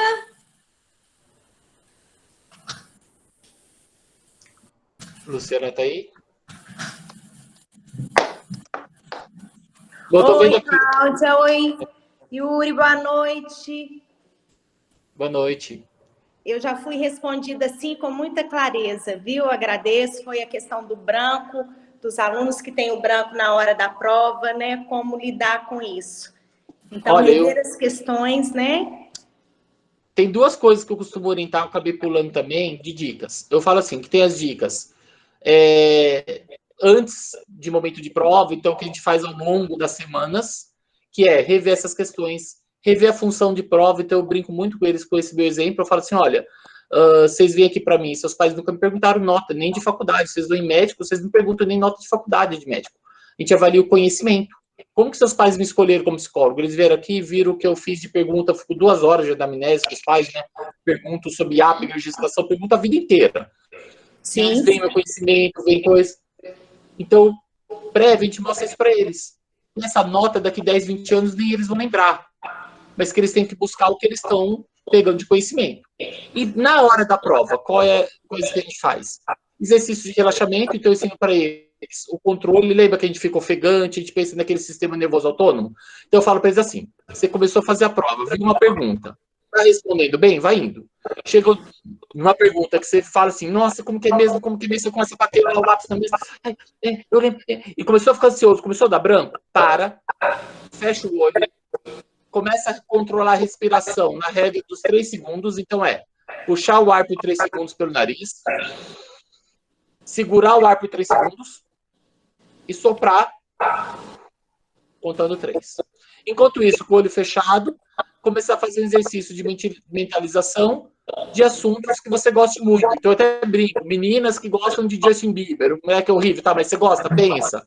Os moleques gostam de Free Fire, Fortnite, tá bom. Assunto que não tenha nada a ver com escola. E por 5 minutos, fazer esse exercício de respiração, esperando acalmar. Acalmou? Antes de abrir o olho, pega a folha da prova e vira o contrário. Ou se é online, baixa, saia daquelas perguntas, vá para outras perguntas para baixo da prova. E comece a fazer a partir de outra parte que mudou o assunto lá, estou em prova de matemática. Saia daquelas primeiras perguntas, vou para as últimas, que são outros assuntos. Vou tentando fazer isso. Depois eu volto até deixar essa pergunta que me gerou ansiedade por último. Isso Sim. pode ajudar alguns. Alguns ficam tão ansiosos que às vezes leva meia hora, uma hora para acalmar. Aí eu costumo conversar com a escola, de repente, ele conversar com a escola, fazer a escola falar que de repente, rever com a escola, olha, qual o objetivo? Né? Ver se ele entendeu. Dá uma chance dele refazer essa prova, ver se ele entendeu. Aí eu faço isso às vezes até com exercício de recuperação, falo, recuperação não é castigo. Ah, eu fiquei de recuperação. Isso não é castigo. Recuperação, você vai recuperar um conteúdo que você ainda não mostrou que você aprendeu. É para isso, é para você recuperar o conteúdo. Não é para você ficar de castigo, é para você não passar o resto da vida sem esse conteúdo. Então, a gente faz essa ressignificação de conteúdo, do que serve, e na hora da prova, exercícios de relaxamento, para ele se acalmar e tentar ver se baixa, porque quando eu diminuo minha respiração, eu deixo minha circulação sanguínea resgatar esse cortisol em excesso, para diminuir e eu conseguir ter mais atenção. Sim, isso tem acontecido muito, né? E, inclusive, teve um paciente meu que foi fazer a prova do Enem, né? E o nível de ansiedade aumentou mais ainda devido ao uso de máscaras, né? Aquela questão de verificar se realmente ele sabia tudo no ano tão atípico, né? Então, é algo que vem sempre para o meu consultório e eu gostaria de ter a sua opinião sobre isso. Te agradeço, clareou bem as minhas ideias e vai me ajudar, tá? Muito obrigada. Que bom. Que bom. Alguma outra pergunta que surgiu que a gente queiram fazer? Você tinha sugerido aí um aplicativo? A Ana Cristina ainda está aí? Tô sim, Cláudia. Apareceu o vídeo, não apareceu, não viu a voz. Boa noite, Yuri. Boa noite a todos. Na verdade, quando você falou sobre o problema da internet, né, com as crianças e com os adolescentes, e eu vivi isso em casa, porque eu tenho uma menina de 11 anos, a minha caçula, e o controle para a gente de internet, porque eles têm que consultar a internet, eles têm que ter aula pela internet, isso é muito complicado. E aí eu descobri um aplicativo que eu consigo controlar tanto os aplicativos, o que eles têm no celular, quanto a carga horária e os sites que eles podem entrar. Então, eu achei maravilhoso o aplicativo. Eu estou compartilhando com as pessoas, né? Para que essas pessoas também, porque aí eu indico para pais, no consultório, né? Então, é muito interessante. Eu coloquei aí no chat, né? Para poder que todos tenham acesso, porque ele realmente é muito bom. Né? Inclusive, qual é o que você usa?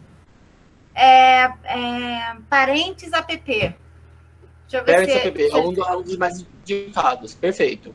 Eu tenho uma colega que é advogada criminalista e ela dá muita aula dos perigos online. Ela dá muita parte sobre isso e ela pesquisa muito sobre isso, né? Sobre a questão dos aplicativos e fala muito isso, essa necessidade. Inclusive, eu falo que eu tenho uma palestra que eu dou, se quiser, depois a gente pode até combinar mais para frente, Cláudia, de falar sobre isso. Uma palestra que eu falo sobre a questão da internet. Eu falo dessa questão da internet, inclusive eu falo da escola, quando a gente fala da importância das leis. Eu sempre, quando eu falo isso para os pais, eles têm pavor, que eu mostro para eles assim, que segundo o artigo 2 do Estatuto da Criança e Adolescente, eu não sei se vocês sabem qual que é o artigo 2 do Estatuto da Criança e Adolescente, ele considera a criança até 12 anos incompletos, ou seja, até 11 anos, 11 meses e 29 dias, você é considerado criança, não adolescente. E, portanto, por lei, é proibido você dar celular, computador, tablet ou qualquer acesso à internet para crianças menores de 12 anos. Isso é proibido por lei. Tudo que você pode comprar para dar para criança tem regras, tem que ter escrito na caixa, tipo, a partir de qual idade é indicado, tem que ter aquele selo do Inmetro, colocar como que é usado, para quantos jogadores, se é por menor de 3 anos. Se você pegar uma caixa de celular, não vem escrito uso a partir de 10 anos, 12 anos. Portanto, é proibido para menor de 12. Quando que uma criança pode olhar para uma tela de um celular? Quando esse celular é do pai, da mãe ou de um cuidador, e o cuidador tem que estar do lado assistindo junto. Você nunca pode deixar uma criança menor de 12 anos na frente de um computador, de uma televisão, ou de um tablet, ou no celular, sem a presença do cuidador do lado. Porque qualquer coisa que ele acessar, que fizer mal para ele, quem responde criminalmente são os pais. Até porque todas as contas que a gente cria, você cria, por exemplo, existe uma coisa da internet que chama algoritmo. Quando você cria uma conta do YouTube, para você poder clicar lá, gostei, não gostei, favorito ou não, você tem que ter criado uma conta. E quando você cria essa conta, por exemplo, uma conta do Google, o mínimo é 13 anos. E para alguns vídeos, você tem que ter o mínimo de 18 anos. Se a criança de 10, 11 anos entra, ele tem uma conta que tem uma idade que já não é da dele. Muitas vezes ele entra com uma conta de uma idade colocando 18 anos, 20 anos. Pode ser o vídeo da Peppa Pig, que ele está assistindo, ou da Galinha Pintadinha. As propagandas que vão ser selecionadas para aparecer no meio desses vídeos não são as mesmas. Se você assistir um vídeo da Galinha Pintadinha, a propaganda que aparece para você não é a que aparece para mim. Porque a propaganda é selecionada através do algoritmo, do perfil que eu coloquei, de qual a minha idade, o que eu tenho de gosto, qual é as coisas, e do que eu vim acessando pela internet ao longo dos tempos. É isso que a gente fala tanto dessa questão da privacidade da internet, esse boom que deu do WhatsApp. Tudo que você mexe no seu celular, no seu computador, no seu tablet, ele armazena as informações para saber qual a propaganda, o que você tem mais de interesse. Cada vez que essa propaganda e você põe lá pular anúncio, eles avaliam. Se você teve um anúncio, deu 5 segundos, você pulou rápido, você não teve interesse. Anúncios que você demorou um pouco mais, assistiu mais e pulou, você já teve mais interesse, eu começo a apresentar mais. Tudo é armazenado em forma de algoritmo. Uma criança que está assistindo o vídeo Galinha Pintadinha, mas com uma conta de 18 anos, as propagandas que vão ser selecionadas é para 18 anos. Mesmo que ele só veja vídeo de Galinha Pintadinha. Esse é o grande perigo. Eu falo isso, os pais assustam, e eu falo assim, olha, não é culpa de vocês. Há 30 anos atrás, nenhum de nós tinha esse problema. Porque não existia internet. Então, os pais, antigamente, quando tinha os filhos dentro de casa, tá seguro. Hoje, dentro de casa, é o lugar mais perigoso. A outra coisa que eu falo na minha palestra, qual é a idade que você deixa uma criança sair, pegar um ônibus circular, ir até a escola, ou ir até uma vez, comprar e voltar? Você deixa a sua filha de 11 anos pegar um ônibus sozinha e andar na rua? Eu falo assim, a gente só deixa uma criança ficar sozinha no celular ou na internet se eu deixar ela pegar um ônibus e andar sozinha na rua. Se eu não deixo uma criança andar sozinha na rua, eu não deixo mexer no celular. No celular, ela tem acesso a 3 bilhões de pessoas. Ela tem mais perigo. O que eu já peguei de paciente... Eu falo assim, gente, todo mundo fala, o Yuri exagera. Vocês não têm ideia do caso que eu pego no meu consultório. Eu peguei caso de um menino de 8 para 9 anos de idade que veio com um trauma gigantesco. E isso foi há 9 anos atrás. E ele veio com um trauma porque ele não dormia, ele tinha pesadelos. Eu vou contar essa história rapidinho para vocês verem um risco. Porque eu vou contar coisas que vocês não sabem até hoje. Isso foi há 9 anos atrás. Eu aprendi com um menino de 8 para 9 anos. Ele estava junto com um amiguinho, na casa desse amiguinho, que tinha um irmão. E o irmão tinha 11 anos e estava no computador.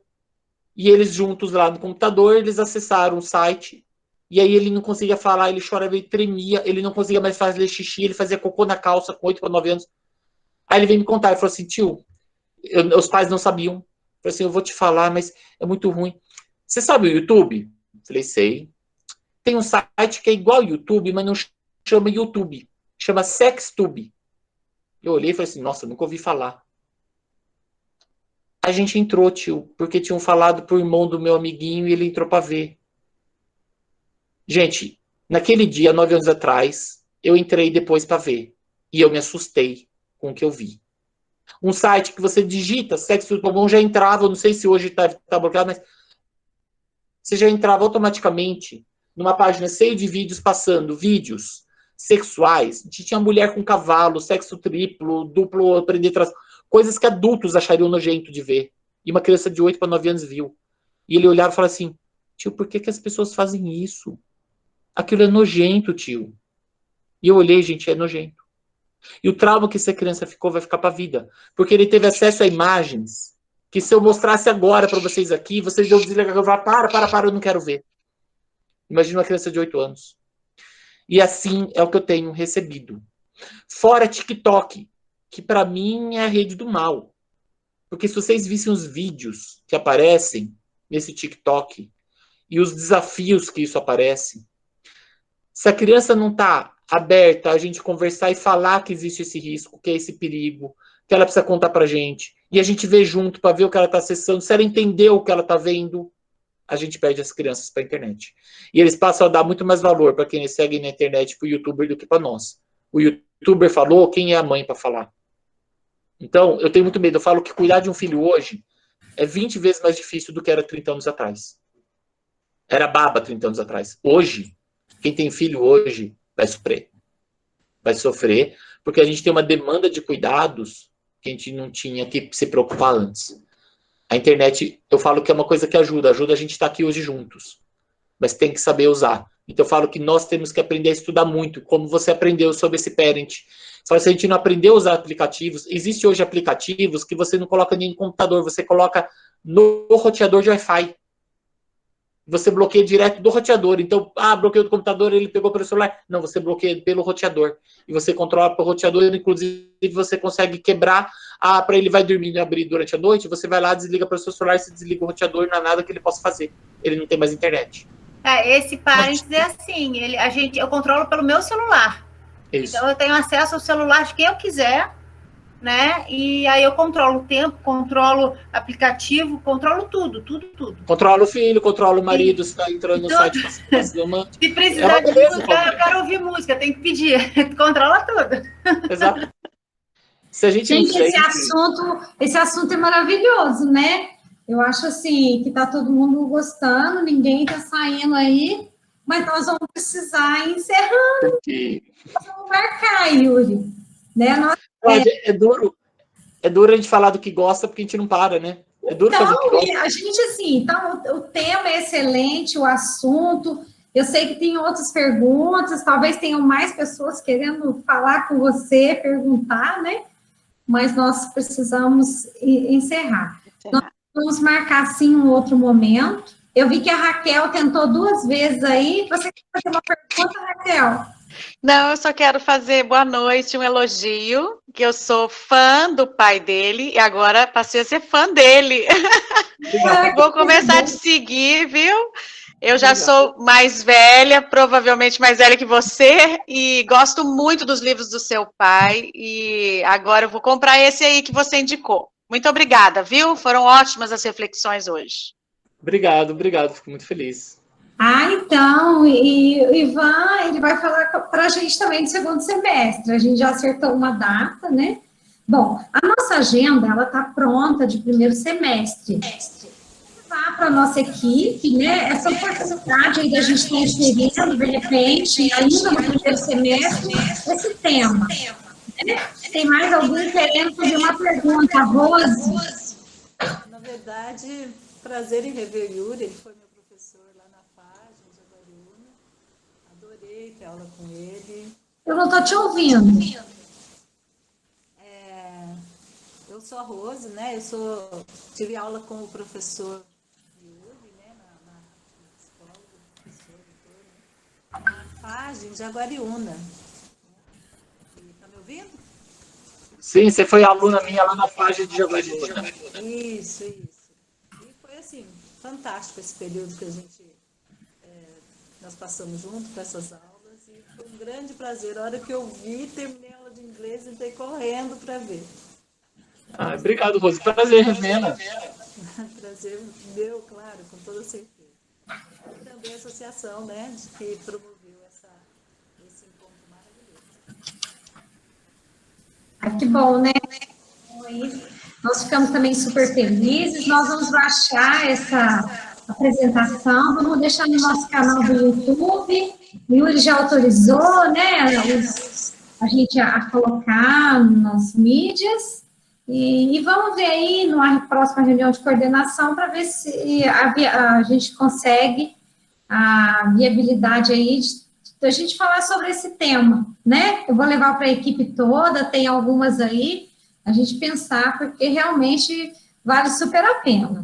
Ouvir você foi ótimo, eu fiz várias anotações, mas eu nem vou, acho que foi tudo tão bacana, eu nem vou colocar as minhas observações aqui. Eu espero, então, que a gente possa se encontrar em outro momento, de coração, e em nome do núcleo, eu agradeço a sua presença mais uma vez, né? A sua fala veio, assim, de um lugar importante e num momento importante para nós também, né?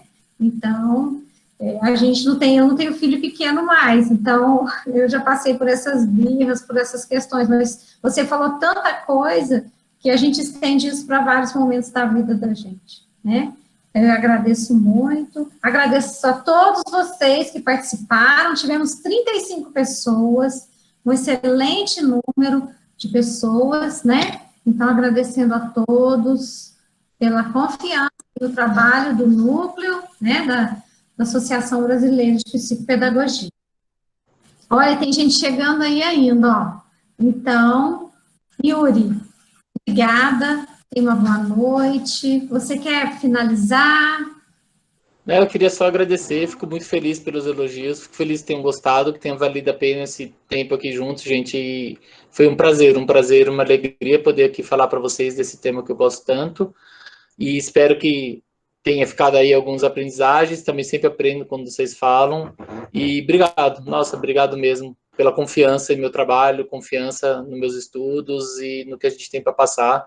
Fico muito honrado de estar aqui com vocês essa noite.